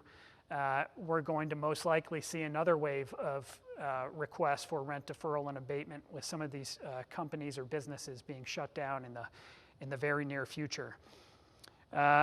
Just a snapshot, we have approximately 550 tenants in our property management portfolio. Of those, roughly 12% are experiencing hardship and experiencing some sort of protection through the government's orders. So whether or not that's they are late on rent, or they have modified their lease in some way, shape, or form, or they're working with their landlord. But again, relatively speaking, it improved through the summer, but now with cases continuing to spike, we may see a second wave of requests coming our way. And the new workplace requirements are causing a lot of stress on tenants. As you can imagine, just with the social distancing and the sanitizing, and even the office users that are in the office place needing to maintain that amount of distance, their space may not be equipped or set up to accommodate that, so they're needing to make adjustments. So it's all across the board, and it's presenting some challenges for tenants and landlords. On the for sale side of things, it's a little bit of a different story. We're seeing significant demand from buyers, both owner-user buyers looking to occupy their own building for their own business, and investors. I think the investor side of things is being fueled significantly by Bend just being on the map and on the radar, and seeing the amount of people that are flocking to town from some of these larger metropolitan areas, and these investors see that and they say, hey, that's probably a good place to put my money and invest long term. On the owner-user side, it's absolutely being fueled by low interest rates. So some of these tenants are out looking to buy a building for their business and saying, hey, it's going to be cheaper for me to buy this building and pay the mortgage each month than it is pay my current rent payment. So it's a very interesting market at this point, and I think it's a very fluid situation. As we all know, we just went through an election. We've got talk of potential vaccines kind of every day that continues to change or be updated almost hourly. And I think it's hard to predict where the market is headed from here. With the exception of long term, I continue to see Bend being a very popular place, and place that commercial real estate investors are going to continue to focus on. And I think it's going to be an attractive market long term. But where we go in the short term is to be determined in the next few months. And I think we're all in this together, and we need to work through it together. And it's going to present some challenges, but Bend is a resilient community, and I think that we will get through it and come out on the other end better than we went into it. So with that, I will turn it over. Thanks, Brian and Jay, for that great presentation on the broker realtor side of our speakers this morning. Before we move on to the lender side, I want to just take a quick break and ask you to engage one more time for the second poll of the day. And again, you participate by clicking on the polls link on your navigation bar. And if you could go there now, that would be awesome. The question that we're asking at this round is, do you think Bend home prices will continue to rise next year or start to flatten? Would love to hear what your thoughts are on that, because I know there are a lot of realtors and brokers and folks attending today. It'd be great to hear from you. And while we wait for you to populate that poll, also just wanted to share with you a couple of things. First is, if you know of anybody, both Jay and Brian talked a little bit about foreclosures and some of the difficulties businesses are having. Business Oregon today opened another $20 million in grants. If you know of somebody looking for money in the business world out there, send them to the businessoregon.gov website and have them look at applying for those grants. They'll go fast. And the second announcement I wanted to share is, in lieu of a SAGE event this year that we usually have every year at the Bend Chamber, we are doing a video celebrating resiliency and community. If you know of any stories out there of any businesses or folks that have really pivoted or have a great story or helped each other out, we'd love to hear your stories. We're collecting them at the Bend Chamber website at bendchamber.org, and hope you send those stories to us. All right, let's get to the poll, and we're looking at, wow, not good news if you're looking to buy a house, but great news if you're selling. 78% of you said that things are going to rise. They're going to continue to rise, and 22% said flatten. It's going to be an interesting year in 2021. That's for sure. All right, so let's hear from the lending side to see what they think about these issues, and then we'll have the Q&A session after all of the speakers are done. So please return to the agenda on your Whova menu at the close and click on that, and you'll go to the 10:30 a.m. session. So as you're navigating there, I'll introduce our two speakers, Bill Coons and Giancarlo. So Bill's up first. He's a 29-year resident of Deschutes County, and Bill Coons is the Bend Market President of First Interstate Bank. He has a BS in Finance and Economics from Oregon State University, go Beavs, as well as a study in International Business from Linfield College. Giancarlo Gatto is our second speaker.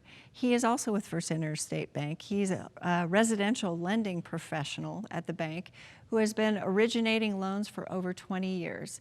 He's worked both in the banking and private mortgage environment, so he'll bring both those perspectives.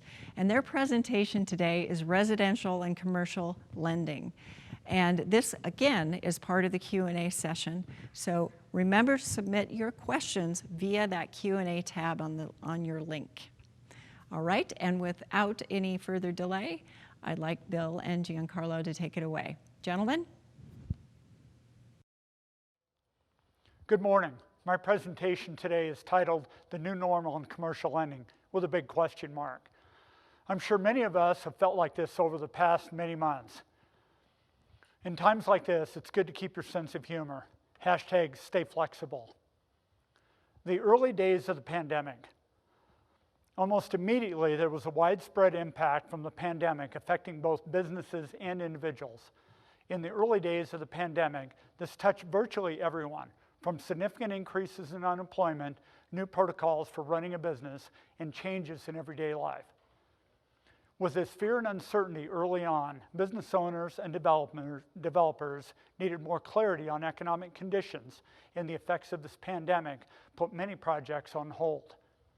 I will give the federal and state governments kudos for the multi-trillion-dollar stimulus funding enacted early in the downturn for businesses and individuals. Many of these included programs supported by the SBA, Paycheck Protection Program, the EIDL program, and Main Street Lending, deferred tax payments for businesses, and also direct payments to individuals, taxpayers. I believe that the CARES Act, or the Paycheck Protection Program, deserves some special mention. This legislation was approved by Congress the morning of March 27, 2020. Early on, it was determined to deputize banks and credit unions to underwrite and approve loan applications. Banks were told to be ready to start taking applications on April 3rd, while frankly, the guidance was still being developed. First Interstate Bank funded its first loan in the local area on April 11th. Of note, this program was the #1 priority for our bank from its inception through mid-year. In the Bend area alone, we funded over 800 loans, totaling in excess of $90 million in funding. What made this program unique is that nonprofits could also qualify for funding as well, and this allowed many of these vital service providers to keep their employees in place while planning for what the future might hold. Now, our institution, like many others, are heavily involved with PPP loan forgiveness to complete this process and starting to see good volume with SBA approvals. PPP funding was a good short-term Band-Aid, but not designed to be a long-term solution. With regards to interest rates, the Fed took immediate action with its monetary policy once the enormity of the situation became apparent. Before the end of March 2020, Fed policymakers drove short-term interest rates to essentially zero to provide needed stimulus to the economy. The 10-year Treasury rate followed suit and has remained in a very narrow trading range until just recently, frankly, right at about the election. These actions by the central bank serve to keep borrowing costs extremely affordable for many businesses. The COVID-19 crisis triggered a sharp sell-off in corporate debt. At the height of the pandemic, yields in both investment grade and high-yield bonds spiked. There was a disproportionate sell-off in investment grade corporate debt. They have since settled back into a normal trading spread to adjust for risk in different asset classes. With the rapid deterioration of our economy, there have been many issues related to existing loan credit quality and also risk and uncertainty in new deals. As you can imagine, not all businesses have seen the same impact from the pandemic. Some continue to perform quite well, while others suffering from declining demand and a significant impact on revenues. The majority of the impact has been felt by hospitality, non-owner occupied commercial real estate, and also retail establishments due to government regulation and ever-evolving protocols in place. The aforementioned PPP funding helped by injecting cash, which served to supplement revenue disruption from the pandemic.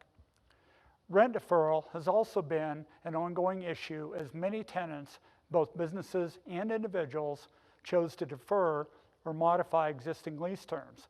This has had an impact on some property owners' ability to continue to service underlying debt according to terms.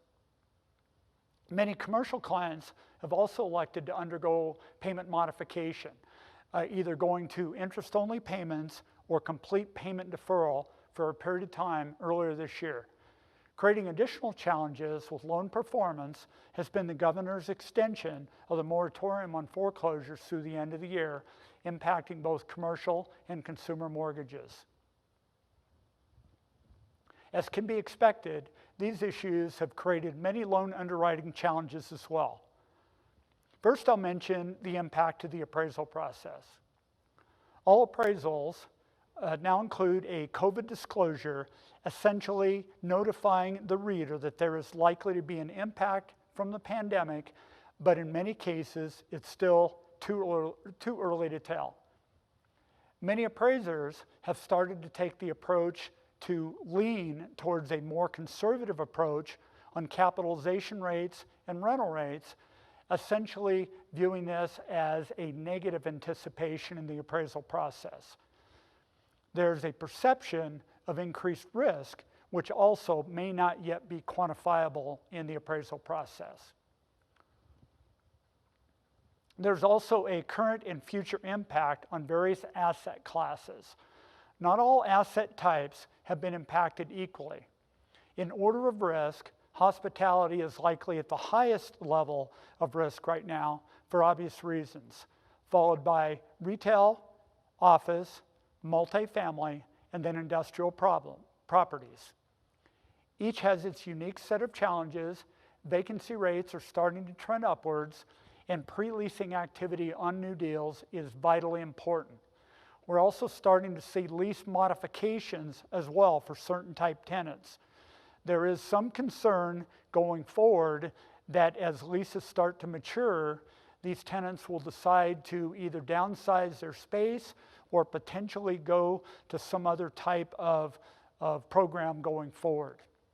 There's another issue going on out there right now with regards to rapidly escalating costs of construction, which has had an impact as well with rising lumber and commodity costs, as well as limited availability due to impacts on supply chains.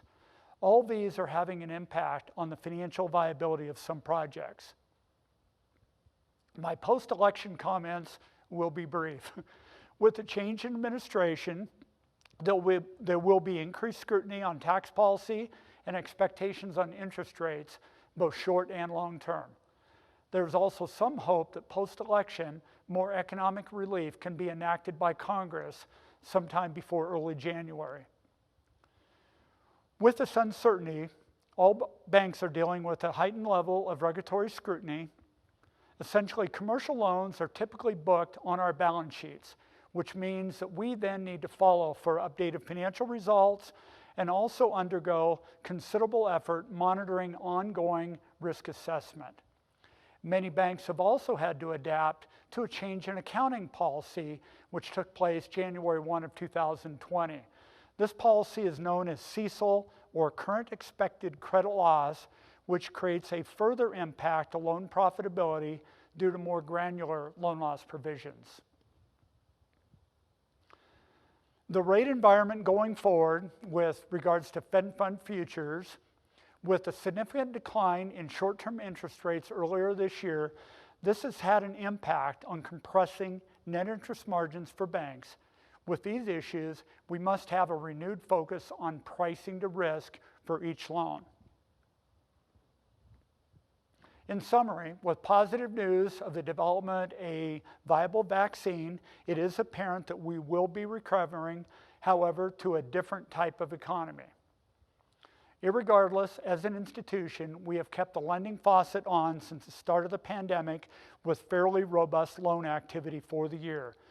We continue to focus on taking care of the financial needs of our clients and the community. Thanks. All right, thank you for joining us in our virtual environment. I'm here to talk about residential mortgage lending and the challenges and opportunities we faced in 2020. So it's all about the rates in 2020. Most of the residential mortgage market activity this year can be traced back to one driver, the interest rates. Back in 2019, a rate in the high threes on a 30-year fixed was about as good as it got. As you can see from this chart, in the early part of the year, the 30-year fixed rate was in the mid threes, and then it moved to below 3% as the year went on. The 15-year rate moved in tandem and bottomed out in the low twos. And an interesting note is the 5-year ARM, along with most other ARM loans during this period, had little or no impact in the market as the interest rate was in line with the 30-year fixed rate for most of the time. We had refinance madness in the beginning of the year. So an almost 1% decrease from the previous lows of last year made refinances viable for people who had taken a loan even less than a year ago. And it gave even more value to those who were on the fence with rates in the low 4% range in 2019. With median home prices in the $500,000 range for much of our area, our loan amounts tend to be a little bit higher as well. And with an average savings of $200 to $300 on a $400,000 loan, closing costs were recouped on these loans in less than 2 years in most cases, which is exceptional value for a refinance. In addition, most homeowners found themselves with additional equity in their home as a result of the market growth and property value increase. And from a mortgage perspective, this resulted in an opportunity to further reduce the rate with a lower loan-to-value ratio, eliminate mortgage insurance or lower it in some cases, and the potential to consolidate higher interest rate debt or variable rate debt in the form of home equity lines of credit, et cetera. In short, it made sense in 2020 for almost every homeowner to at least explore a refinance, and for many of those homeowners to take advantage and go forward with a refinance. We had a record-breaking year. Not to overstate the obvious, but 2020 was outstanding in mortgage lending. Totals for the year are expected to surpass $4 trillion for the first time, and it wasn't just all refinances.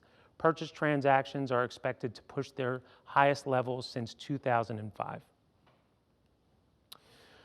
2020 also came with operational challenges and diverse needs. So looking at the numbers, it all sounds great news. Interest rates are down, loan volume is up, but as we've all experienced, this growth came with many challenges during the course of the year. The massive influx of new loans created operational challenges industry-wide. The lockdown coincided with this initial rush to refinance, and as it did for mostly all industries, it complicated staffing, put a strain on technology, and as we shifted to remote work, it created inefficiencies as workers learned to handle homeschooling, quarantine, and all the things that came with our lockdown. Some of the other additional challenges were related to third-party providers like appraisers and escrow agents who struggled to get safe access to the properties and coordinate in-person signings. Combined with record volumes led to longer turn times for most lenders, and underwriting and closing turn times increased as a result. To complicate matters further, not everyone was in a position to take advantage of low rates. In order to refinance, borrowers still had to have regular employment. A large majority of regular employees saw either interruptions to employment, reduced hours, or even job loss. These changes made it very difficult or impossible to be approved for a refinance. The only alternatives for relief came in the form of mortgage forbearance, as it was laid out in the CARES Act earlier in the year. This provided borrowers with the ability to pay their mortgage payments and delay them for 3 months without penalty. While this provided temporary relief for some, the payments were not forgiven entirely, and arrangements needed to be made with their individual servicer as to how they would be handled. The treatment was inconsistent and varied between lenders, and this created some larger issues. As forbearance period came to an end, some borrowers who took the forbearance as they were unsure how their work situation would pan out, they had difficulty refinancing or purchasing down the road, as requirements in many cases had them needing to make 3 on-time mortgage payments in order to qualify for the new loan. These borrowers have found themselves on the outside looking in many cases, hoping that rates stay the same or homes that they're interested in stay on the market while they're in this waiting period. Additionally, Fannie Mae and Freddie Mac recently added an adverse market adjustment to all refinances delivered after the 1st of December. So most of the refinance originated going forward and recent history are going to get a higher rate as a result when compared to purchase transactions. It's been tougher to lend. So for the first time in a long time, we saw an environment where it became a bit tougher to lend in certain scenarios. The industry has generally enjoyed a gradual reduction of some of the more stringent requirements in underwriting.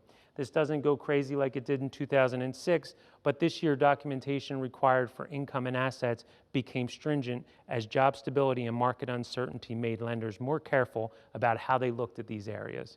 Many decreased the percentage of the market-based assets that they would use for reserve requirements. These are things like IRAs, 401ks. Employment verifications were moved closer to closing dates to ensure that these borrowers were still employed and at the same levels. Self-employed borrowers had more of a burden to prove that their business was still open and that their income was not significantly affected by COVID, as challenging as you can imagine. The rise of remote employment can also create challenges in the lending process. It's been an obvious driver in our local market. However, each individual situation can create challenges in the lending process. Many people are currently able to work remotely, but that doesn't always mean that their employer is on board with that being a permanent change. While this may be comfortable, and they may be comfortable that they can make this change and move seamlessly and then figure things out when lockdown ends, most lenders are going to require a letter from that employer stating that they're aware of the move and that it won't affect their income. Many people are reluctant to do this for various reasons, and if it isn't explicitly stated and explained up front in the process, it can be a surprise for all involved, as the loan can no longer be able to be approved. Another market segment that was affected was the jumbo loan industry. So jumbo loans are not backed by Fannie Mae and Freddie Mac like conventional loans are. So prior to the COVID pandemic, jumbo rates were equal or below that in conventional loans with interest rates. As rates dropped on conventional loans in the early part of the year, jumbo rates stayed at their prior level or even increased. The secondary market pulled away from jumbo lending, which they traditionally look at as a riskier form of lending, and this left many banks and lenders without jumbo options. Some reduced the amount of jumbo loans they did, and some had higher rates or stopped doing refinances on jumbos as a result. This has fortunately started to level out a bit, although we've not seen rates come back completely in line, but the margins have definitely thinned for the most part. As we're all aware, and as we've seen outlined in the prior presentations, the end of the hard lockdown saw a purchase frenzy that probably has still not seen its end and won't in the coming future. Adding to the refinance volume was a new crop of purchase loans, and they have come with their own share of challenges and nuance. So what does a competitive purchase market mean for mortgage lenders? Usually a shorter window to close the loans. So the decrease of time in this purchase cycle has created even more stress on an already stressed system. Appraisal turn times have increased, and the prevalence of buyers from out of area have further cut the mortgage cycle as we need remote signings and overnighted docs. We've seen an increase in requests for appraisal contingency waivers and non-refundable earnest money deposits, which further complicate transactions and raise the stakes for all parties involved. Lenders will typically use the appraised value or the purchase price, whichever is less, to calculate required down payment for a transaction.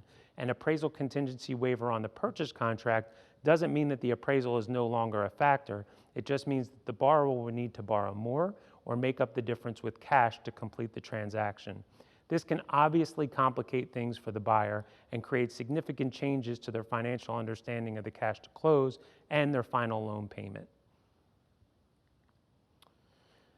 One of the biggest trends I've seen locally is the increased interest in lot or land loans and construction lending. So the obvious reason is lack of inventory. If a buyer can't find a home they like in the price range that they're looking for, they start to daydream about building a home of their own. And while this is a fantastic option, it's not necessarily for everyone, as people have learned. So construction lending generally requires borrowers with more liquidity so they can handle slightly larger down payments, out-of-pocket costs, and overrun costs. It also requires them to have enough income in most cases to cover their current housing expense as well as the loan that they're trying to use to build the home. So there are solutions and structures that can accommodate many potential borrowers and buyers. However, land purchases should definitely not be an impulse purchase. It's important for buyers to understand the lending process, the construction process, and to talk to the builder about total cost, including excavation, utilities, etc. Because the last thing we want is for a client to buy the land and then find out that they're not able to build the home that they've wanted on it. The other driver, in my opinion, of land purchases, especially here locally, is that they're kind of looked at as a foot in the door to Central Oregon. People in the big cities and our feeder markets, they're reassessing their long and their medium-term plans, and they may not be in a position right now to make the move, but in 1 to 2 years as they transition, that kind of seems realistic to many, and it lines up nicely with a comfortable land acquisition, construction planning, and the construction cycle. So looking ahead, as our other speakers will attest to, it doesn't look like the local purchase market is going to slow down. And in support of that, most industry lending analysts believe that the same will be true for mortgage interest rates. Most predictions see rates hovering right around that 3% mark on the 30-year fixed, which will keep lenders busy with refinances and help keep housing payments down on new purchases. One study from Black Knight reports that there's over 20 million homeowners that can still save 0.75% on their current mortgage rate. It also estimates that 2.5 million of those borrowers can save $500 or more per month on their mortgage payment.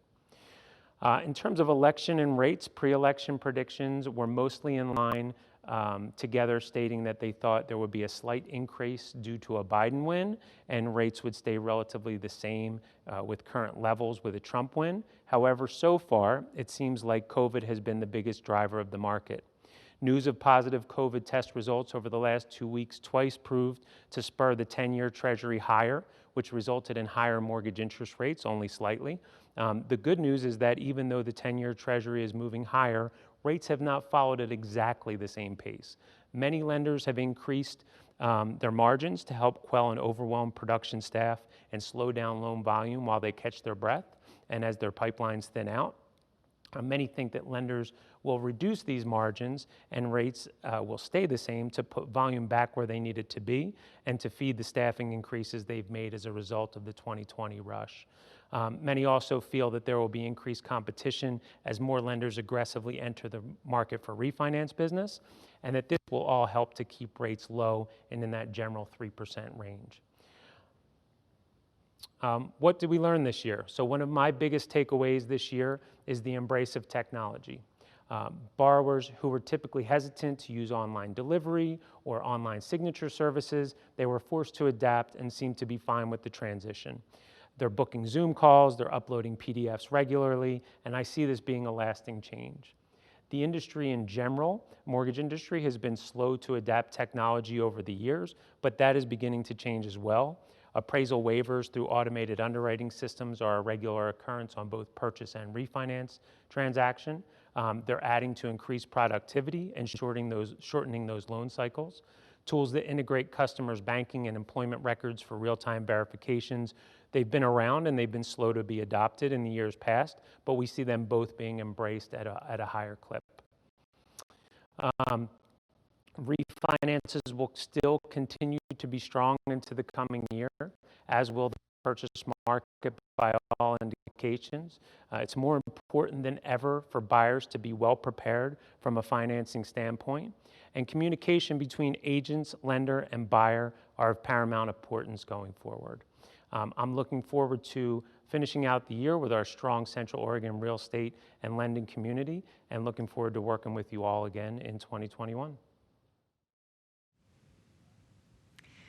Thank you, Bill and Giancarlo. That was a lot of great information, and add that to Jay and Brian's presentation, jam-packed full of great stuff from the realtor/broker and then the lending side of the house. That's going to be fodder for our Q&A session coming up right after our final poll of the morning. So this one's my favorite of the day. And again, go to the poll tab on your Whova platform there and click on that. And the question is, in one word, what is the feature buyers are looking for in a home that is different from pre-COVID?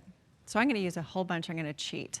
So here's what I know I've used in my house in the last 7 or 8 months. We have fought over the only office space in our house. So maybe 2 home offices, I don't know.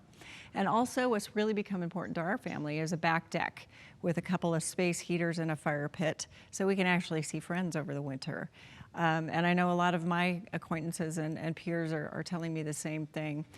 And we also heard from Dr. Lautz that multifamily housing, so that extra bedroom, maybe on the first floor, is going to be really important. Really curious for you to answer that question as well. And looks like office space is hitting a number 1. Extra space, pets. Yes, I got a COVID puppy. I don't know how many of you did, but I did. Multi-generational Groundhog Day.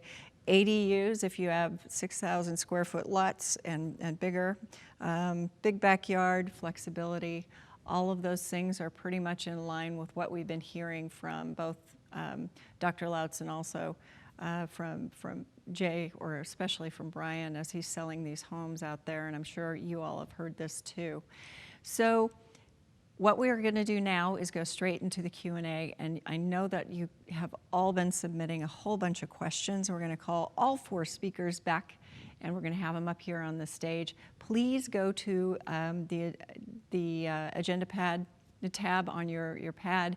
Click on the Q&A if you have more questions, and we're going to go straight to that section of our agenda today.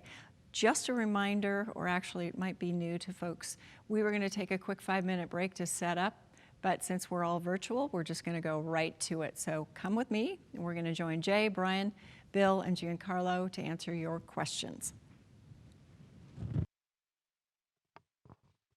All right. Good morning, gentlemen. How is everybody? Great. Morning, we're doing great. Morning, Katie, we're doing great. Thanks for all the great information to each of you. It was super jam-packed and really appreciate it. So there's 4 of you.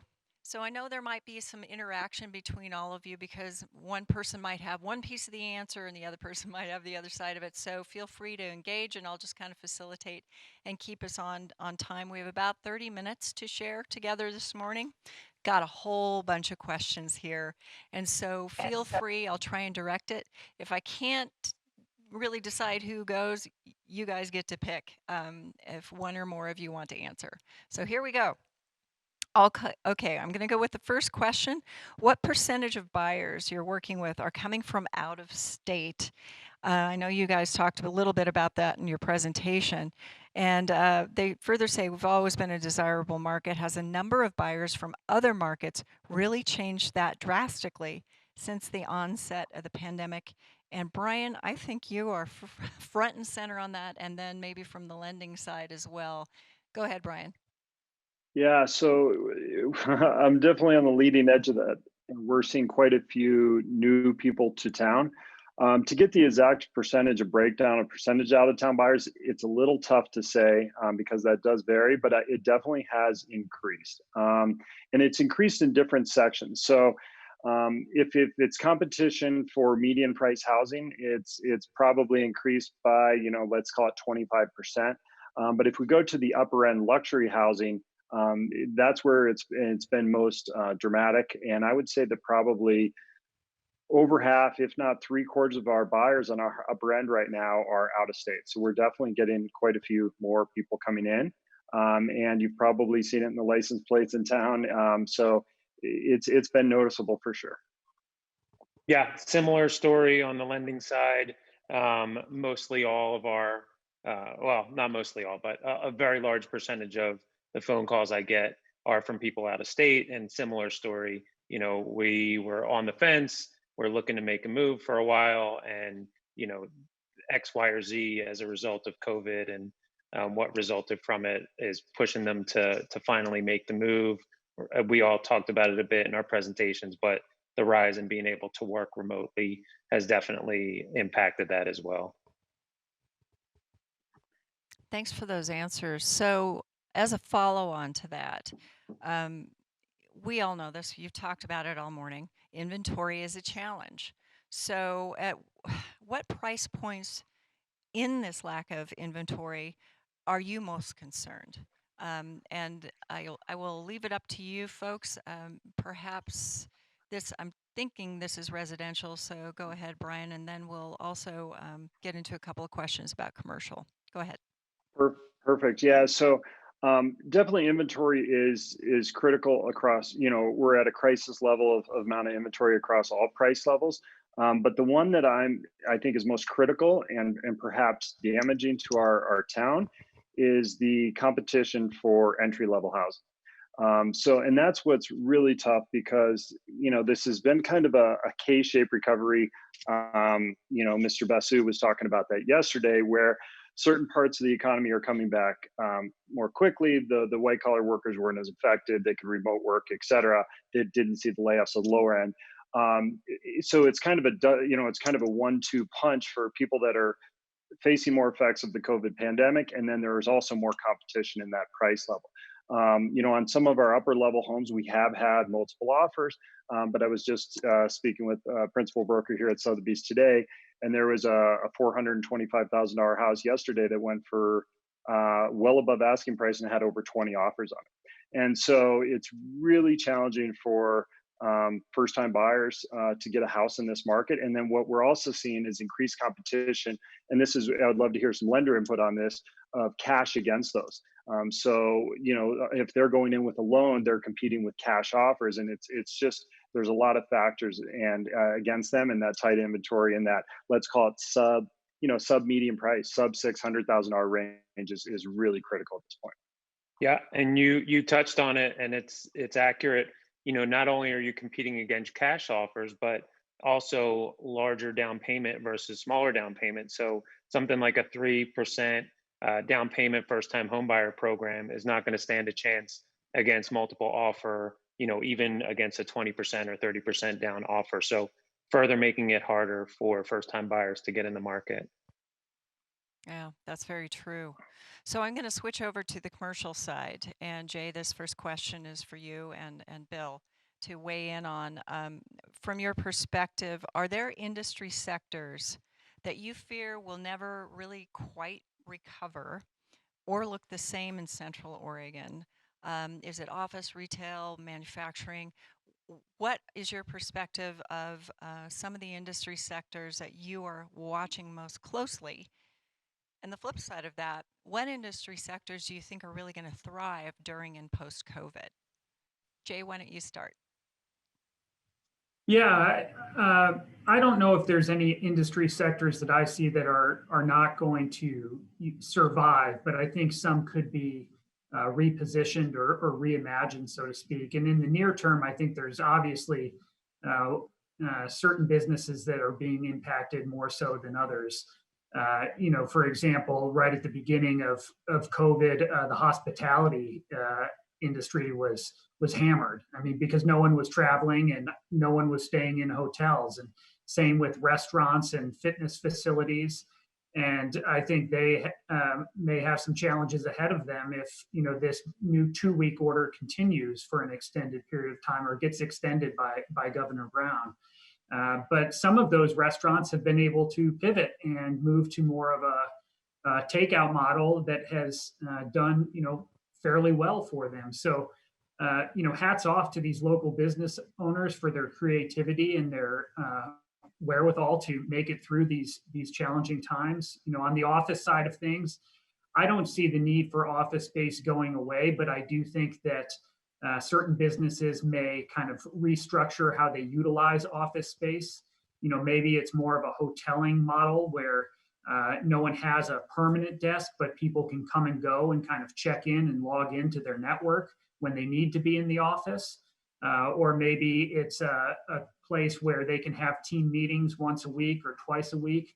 I think there's some companies that feel comfortable just going completely remote, but there's others that have expressed concerns about being remote because of the lack of kind of productivity or kind of, synergy of having people kind of in the office together working on projects together. But I think in the near term, companies are going to need to be flexible and need to be able to modify how they do things based on, what sort of government regulations kind of come down the pipe. Bill, do you want to go next? Yeah, that'd be, and I echo Jay's comments there. I think, like anything, I think we all need to kind of take a good hard look at our industry and our kind of business model and determine, is it still working or do we need to evolve and adapt? And we've seen some amazing stories here over the last few months about companies that have pivoted and recognized that, hey, the way that we used to do things is no longer acceptable. It's not going to work for us. And we've got to evolve and adapt. And like anything else, there's going to be winners and there's going to be losers. Obviously, hospitality was an industry that was hit early and often and is still kind of pivoting and moving through this pandemic. But even in that sector, there's companies that have done a great job in adapting and kind of figuring out what their strengths are and certainly minimizing weaknesses. But I think we are fortunate to deal with a lot of really smart business people that have a good idea and an understanding as to what's required to survive and kind of move into this next phase. And as we kind of adapt and evolve, getting back to the new normal, whatever that might be, there's going to be some real opportunities out there. And we're seeing companies that are positioning themselves right now to, in my mind, be able to really take advantage of the situation. I don't see any industry sectors going away per se, but again, there's going to be ones that recover quicker and have kind of a new business model in place that I think is going to allow them to move forward and to do well. But Jay's comment with regards to office space, certainly I see that one area that will be tested. I think developers that can develop a more flexible office space, similar to what a lot of industrial flex looks like, where they can adapt and evolve.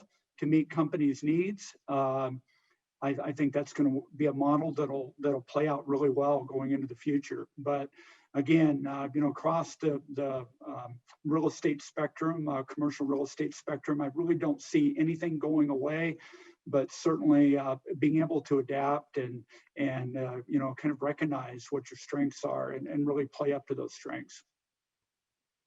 So sticking with one more question on commercial, Jay and Bill, do you see a lot of repurposing of space, say from office to, well, it'd be probably unlikely, office to retail or from retail to office space as a result of the types of emerging industries, the Zoom economy, that sort of thing? Do you see a lot of repurposing going on?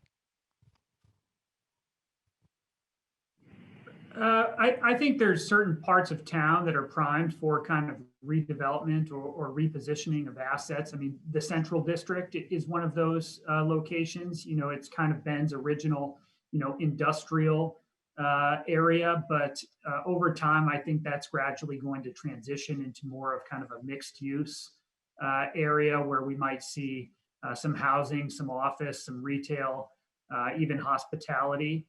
I just think given its proximity to downtown, it's kind of primed for redevelopment. And some of the properties in that general vicinity are older in age and may not have much of a useful life, remaining. But there's others that I think would have a lot of character if they got repurposed. A warehouse that turns into a retail property. I mean, the box factory is a perfect example of that. I mean, that's an original kind of mill building that has been turned into a kind of a mixed use entertainment property right in the center of town. And I think there's more of that to come. But it just needs to be the right opportunity. And I think that area is waiting for kind of that catalyst development that starts the snowball kind of rolling downhill, so to speak. But it's coming. Without a doubt. And I think there are other opportunities around town as well where maybe, it was once an office building and it could be repurposed as retail or vice versa, but it needs to be in the right location. If you're in the middle of an office park, it would be kind of an odd or awkward place for a retail building. But I definitely think that developers are creative and they're going to look at how to maximize their properties and position them best for long-term success. And from my perspective, I'm seeing a lot of kind of front-end development, master plan development, where they're kind of rethinking the tenant mix. And certainly everybody, I think right now appreciates the benefits of having a mixed-use property that provides multiple income sources where you're not just focused on retail or office, but there's a good kind of a tenant mix. And I think that's really benefiting some of the developers that have gone that route. And certainly the city is promoting that as well. But that's really where I see it happening right now, is kind of on the front end and discussing with developers what their development might look like. And they're certainly pivoting there as well. And kind of rethinking maybe what that tenant mix might look like. So I think that's going to bode well going into the future, and that's really where I see things kind of happening right now. Thanks, gentlemen. Let's talk a little bit about refinancing, and especially looking forward into 2021. Giancarlo and Bill, why don't you two start us off on a discussion of what you think is going to happen next year in the refinance market? Yeah, I mean, as you saw in the presentation, most people, most analysts are thinking rates are going to stay very similar in that 3% range on the 30-year fixed. And, we've seen in other refinance booms before that there's a pretty long tail to them. I mean, there were some stats that there's still, over 20 million homeowners that can reduce their rate by 0.75%. And in most cases, that's pretty viable. I mean, the 1% number gets thrown around, but that's proportional to loan amount. So, I think we're going to see a continued strong refinance market as long as we stay at that 3% range. People either have had job situations where they haven't been able to take advantage of it. And so as that hopefully stabilizes, they'll be able to take advantage of the refinance rates. But there's plenty of people. I mean, we've even seen 3-4 years after rates have taken a significant jump down, that people are still, kind of coming out of the woodwork with 4 or 5% rates. Maybe they had credit issues or something else that led them to a product that had a higher rate. And so I think there's plenty of legs to refinances going forward. Bill, did you have anything to add to that? Yeah, I would, certainly we've had requests, a lot of requests on existing deals to, consider a refi or rate reset. Again, the thing about commercial lending is these are all portfolio loans, so we carry the loan and certainly have the adaptability and flexibility to modify rate as needed. Obviously, our goal is to retain good long-term clients and to be fair with rate. And so we've had a number of requests in that arena, and also we've been able to kind of package a rate reset with maybe another either a modification to a project or something else that's been going on. So I think we've been kind of creative to be able to work with clients and come up with a good plan that works for both the bank and the borrower. Great, thanks, gentlemen. So I want to move to the broker realtor side just for a moment. There are lots of questions about Zoomtown and people from out of state purchasing and leasing. So how do you see this affecting the market? What trends do you see? And I know we're talking about a short-term effect right now, which is heightening competition because it's not just us, right? It's people from all over the country that are trying to move here. But tell me what you see happening in 2021 with so many folks from out of state coming in, inventory going down, and what do you think needs to happen beyond the obvious of more inventory? What can we do to really integrate these new folks into this market? What are your perspectives? And Brian, why don't you kick it off, and then Jay, you can add the commercial side. Yeah, those are a lot of good questions. I'm not sure if I can unpack them all. But to take a shot at this, I think we're gonna see a more consistent flow and stickiness to the people moving here than some of the other towns that are receiving this flood of people coming out of these urban cores. It's been fun to kind of, for a white collar worker to take a sabbatical in a cabin in Idaho for 6 months. But when the world calls again and needs business and when they need to get back to work, it's going to be much harder to do that. So the reason I mention that is I think that the real gains that Bend has made over the last 20 years with job growth and synergy and all that are real. And I think a majority of these people are going to stay. So what I don't see is a wave of people coming and then all disappearing again. I think we're going to be like, for a Central Oregon term, like one of those one-way gates at the side of the road where the deer can go through, but they can't come back. So I think that we're going to see those people stay. And then I think we just need to figure out how we accommodate them with housing. I personally have some misgivings about kind of the commercialization of residential real estate through short-term rental permits and effectively turning residential zoning into commercial zoning. So I struggle with that personally because it creates a lot of competition for full-time residents. But I'm an optimist, and I know that may seem naive, but Bend was built on the shoulders of optimistic people. Reinvented itself from a sawmill town into what it is now, and I believe that this crisis is going to bring out some really interesting things on the backside. As long as we've had affordable land to stamp out, lower cost residential, lower density housing, that's the lowest barrier to entry. That's what developers are going to do. But I think that when we have a crisis with the magnitude that we have right now, it's going to force some creative thought, and it's going to force some bigger money into the harder to solve problems like the Central Redevelopment District that Jay was just talking about. So I do think that we're going to have some new creative housing types that are going to be more appropriate for remote workers, part-timers, things like that, that don't necessarily need a single family house. So I'm not sure if I addressed all your concerns there, but I do see that, it may take a couple of years to play out, but I think we're going to see some creative new solutions to the people that are wanting to be here. Yeah, and to add to that, I think, it starts with getting these people to come to town and, they buy a house or they buy a second home here. And I think there's a natural trickle-down effect to the commercial side of things. And those people move here, or they have a second home here. They decide they want to spend more time here. And ultimately, Bend becomes their permanent home. And maybe they're still working remotely, but then they give up that job and they start something here locally. I think a lot of us know Dino Vendetti of Seven Peaks Ventures, and I think he's a perfect example of someone who migrated from the Bay Area, had a presence here, but wasn't a permanent residence. Now he is a permanent resident, started Seven Peaks Ventures, and has helped kind of be a catalyst for the tech community here in town. And that's brought companies, that's brought jobs. And I think more and more people, when they come to town, will get involved with the community that way and help the community grow and help the economy diversify.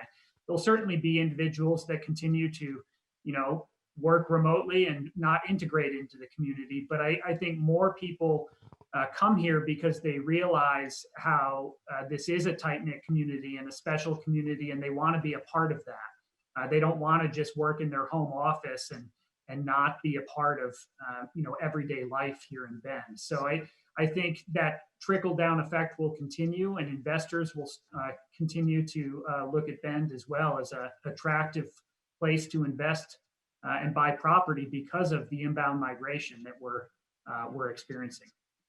Yeah, Jay, just going to the backside of that, I think another thing is it's easy for us to be reluctant to have new people come to town. Change is hard. But I think we also need to remember, like you were just saying, a lot of they're bringing in wages from out of town. Like Damon Rudberg was talking about yesterday. We're essentially getting a lot of wages from San Francisco and Seattle and all these markets coming in, and there's fresh capital in town. So while it's creating competition for housing, which is a challenge, which we need to come together and solve, it's also bringing a lot of liquidity and money into the market that does employ our electricians and our plumbers and our car sales and all those other things. So I think that we need to kind of remind ourselves that it's not all negative when these people are coming here. It's adding a lot of vibrancy that may not necessarily be showing up right now, but in the years to come is going to be real good. And then, it's going to have great benefits. And then, of course, we're going to need to do some new citizen training on how to exit a roundabout and how to tape over your horn on your car and a few of those things. But I'm optimistic. I concur 100%, Brian, and I am as well. Great. That's good to hear. I'm an optimist too. Yes, you are. So I want to talk next, and this to engage all four of you.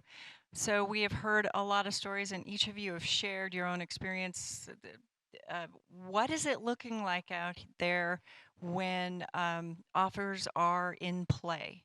So one of the questions here is, have there been a lot of challenges to appraisals, but there are many other points in a sale or a lease that will hang up or dislodge the process.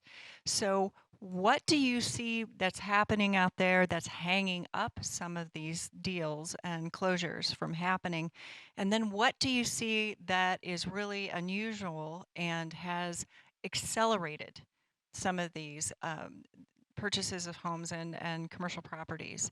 What are some of your stories out there? What's working and what's not? And I'm going to start with Bill. Yeah, I think probably the number one thing that I, kind of remind our teams of as well is to be flexible, be adaptable, and recognize that, hey, you may start down a certain path and we've got to pivot for whatever reason and go in a little bit different direction. I think at the end of the day, just kind of understanding initially what we need to accomplish from an underwriting standpoint and being very targeted with regards to a process that and recognize that things take a little bit longer right now when a lot of our teams are working remotely and title companies are completely backed up just because of sheer volume of residential and commercial transactions. So really being kind of predicting where some of the challenges might occur and being very proactive in terms of planning ahead of time for that. What we're finding, and I alluded to that a little bit in my comments, is that we have to do, because we live with these loans on the commercial side, we have to do a little bit deeper dive into underwriting in terms of maybe doing more due diligence on the tenants themselves. to determine what their staying power is and how they're doing on a commercial real estate deal. It's just a lot more due diligence than maybe what we were doing before. But again, we're very fortunate with our credit quality that we spend a lot of time with monitoring existing deals, but we also need to recognize that we need to still be taking care of the new opportunities that come our way. And I give our credit team, our credit approval team, a lot of credit as well, because I think we're all kind of adapting to a new norm. But we also recognize that we've got a business to run, and we've got people to take care of, and needs to be met. And it's our goal to kind of figure that out.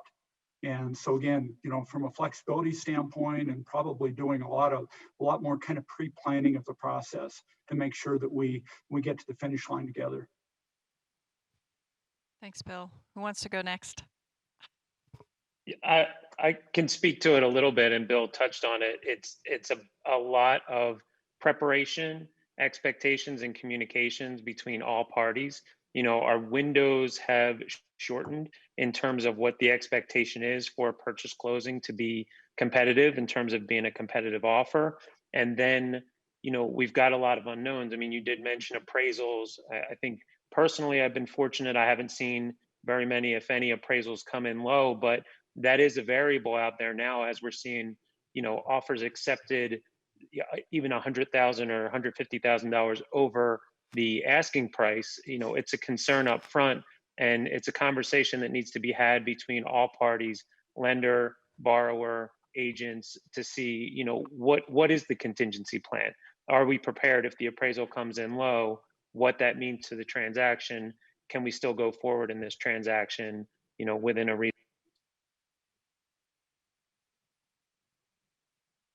reasonable with borrowers and all parties where income employment verification has to be determined ahead of time. So it's just tightened everything up a lot. So from the broker realtor standpoint, gentlemen, Jay, what have you seen happening?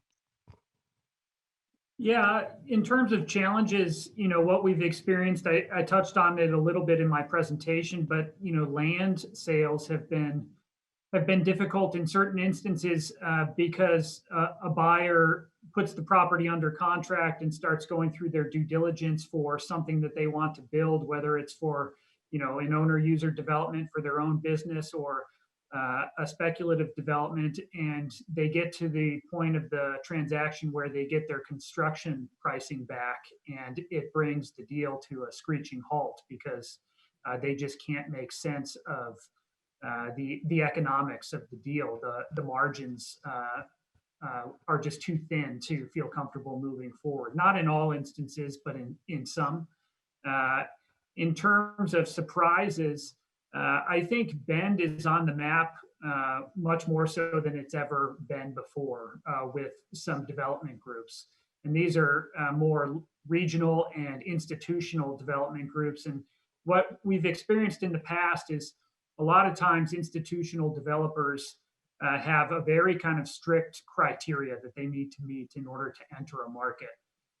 Whether it be, top 50 largest MSAs in the country. If it's an institutional developer, you typically need to be within close proximity to an interstate. Retailer, number of drive-by trips, per day. But that is changing, and we have seen some institutional developers or larger regional developers kind of snooping around Bend, looking for opportunities for new developments. A lot on the multifamily side, a lot on the senior housing side, but also on the commercial side as well, and even some larger industrial developers in the Portland area that are now starting to look at Bend and see what sort of opportunities exist. So I think that we're going to continue to see some of that. I don't think Bend is just going to explode, overnight with huge, sky rises or anything like that. But I do think that some of these firms that may have in the past not looked at a community the size of ours now are intrigued just because of the growth that we're experiencing. Okay, Brian, you have the last word on this question. Okay, I'm going to just ride the coattails of everybody else. Giancarlo, you're right. It's about preparation and expectations. Expectations. This has been 2020. This hasn't been 2010. It's a brand new, vibrant metro area that is the role model for most small metro areas in the nation. And you can't come in thinking that it's 2010 prices. We've created tens of thousands of jobs since then. And there's a lot more competition. And so on the preparation end, you also just need to be prepared. And what's unfortunate is when you see people try to buy a home and they miss out on 2 or 3 or 4 homes first before they get fully up to speed with what's happening in the market. So do your diligence and understand values. And we got to remember that housing prices are arbitrarily set by the seller or real estate agent. They may be high, they may be low. But if you have a good fundamental understanding of what that home's worth, you're going to be more competitive, or you're going to step away. But it takes a lot of homework, and this market is not kind to casual shoppers at this point. So if you're meaning to make, if you're trying to make an investment, it's time to engage. As challenging as it is. Yeah, I would imagine that's also true with not just existing inventory, but inventory that's being brought on board that's under construction. And we're about out of time, but I want to ask this last question because we've really not distinguished between construction and existing inventory. Do you see any, what are the hangups in new construction? Really briefly, go ahead, Brian, why don't you start first? So I wish we had more new construction, but we are seeing some new developments, which helps. And actually, new construction is a little kinder to first-time buyers because often it's not as competitive because it's not ready. And if new buyers can be patient, they can often write a contract on a home that's not going to be complete for 6 or 9 months, and they can get it with their FHA loan, 3% down, whatever, when existing inventory is more attractive to cash buyers. So I wish we had more new construction because I actually think it's a little bit more friendly on the buyer side to buyers, first-time buyers or buyers with lower down payment. Great. Jay, is there any new construction in the commercial world? There's some, but it has been relatively modest, as I indicated in my presentation, but that doesn't mean it's non-existent. For instance, on the retail side, there's the East End project across from the hospital. There's Roble Plaza across from Cascade Village Shopping Center. But with new construction comes higher lease rates as a result, just because, again, construction prices are high. So you have to find tenants that are willing to pay, a little bit of a premium to justify that cost. So it requires, tenants that are a little more comfortable taking that leap, so to speak. But what we've experienced is with the new construction that has been built, it's been absorbed relatively quickly.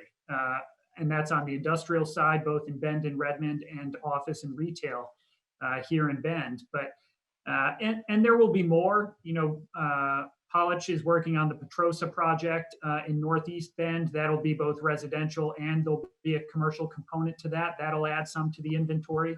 Southeast Bend is still working on their kind of master plan, but that will bring some additional light industrial and commercial land online.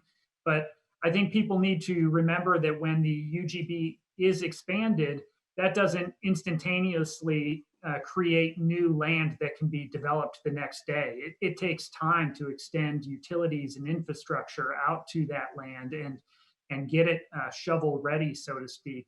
And that time, happens in years, not months.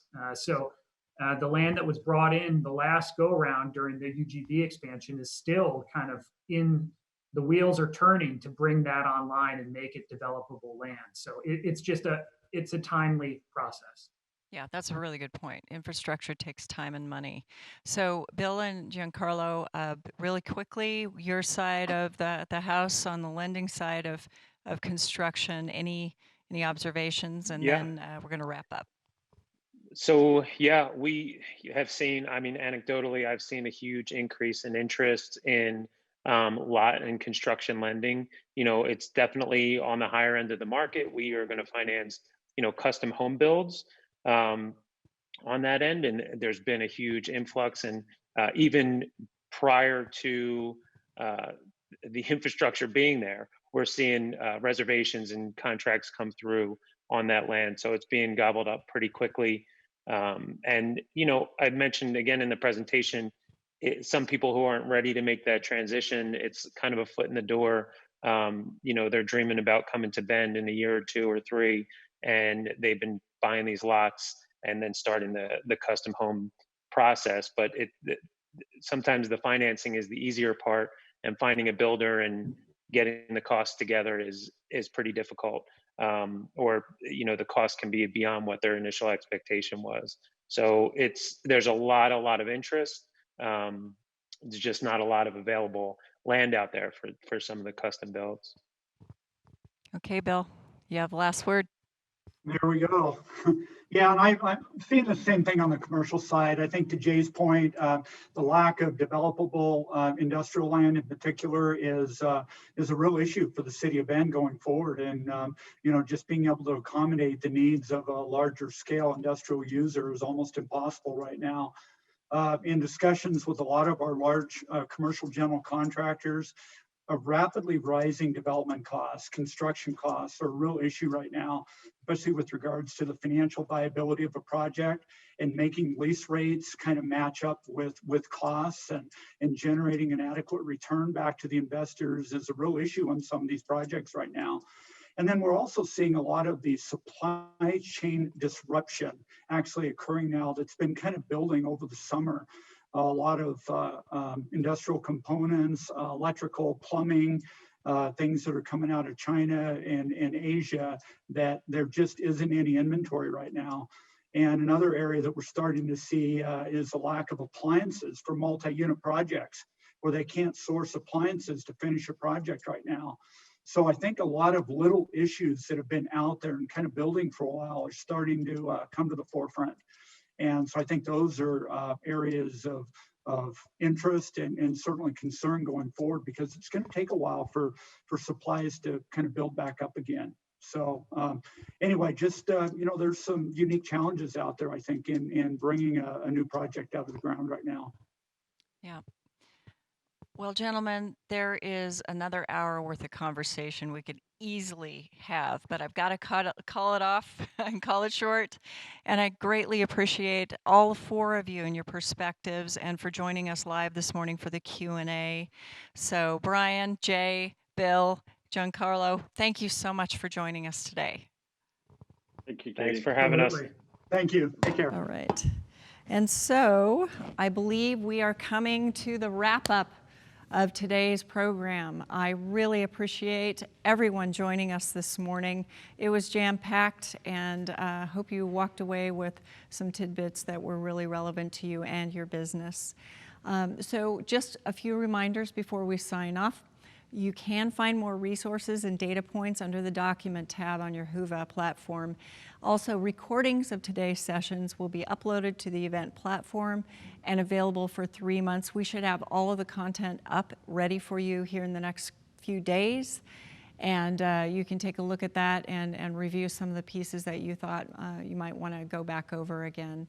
Again, thank you so much for joining us today, and those of you who were with us yesterday for the Economic and Real Estate Impact Breakfast. And thank you again to Schwabe, Williamson & Wyatt for sponsoring, the title sponsor of today's program. Everybody be safe out there, wear your masks, and have a great day. Thanks for joining us.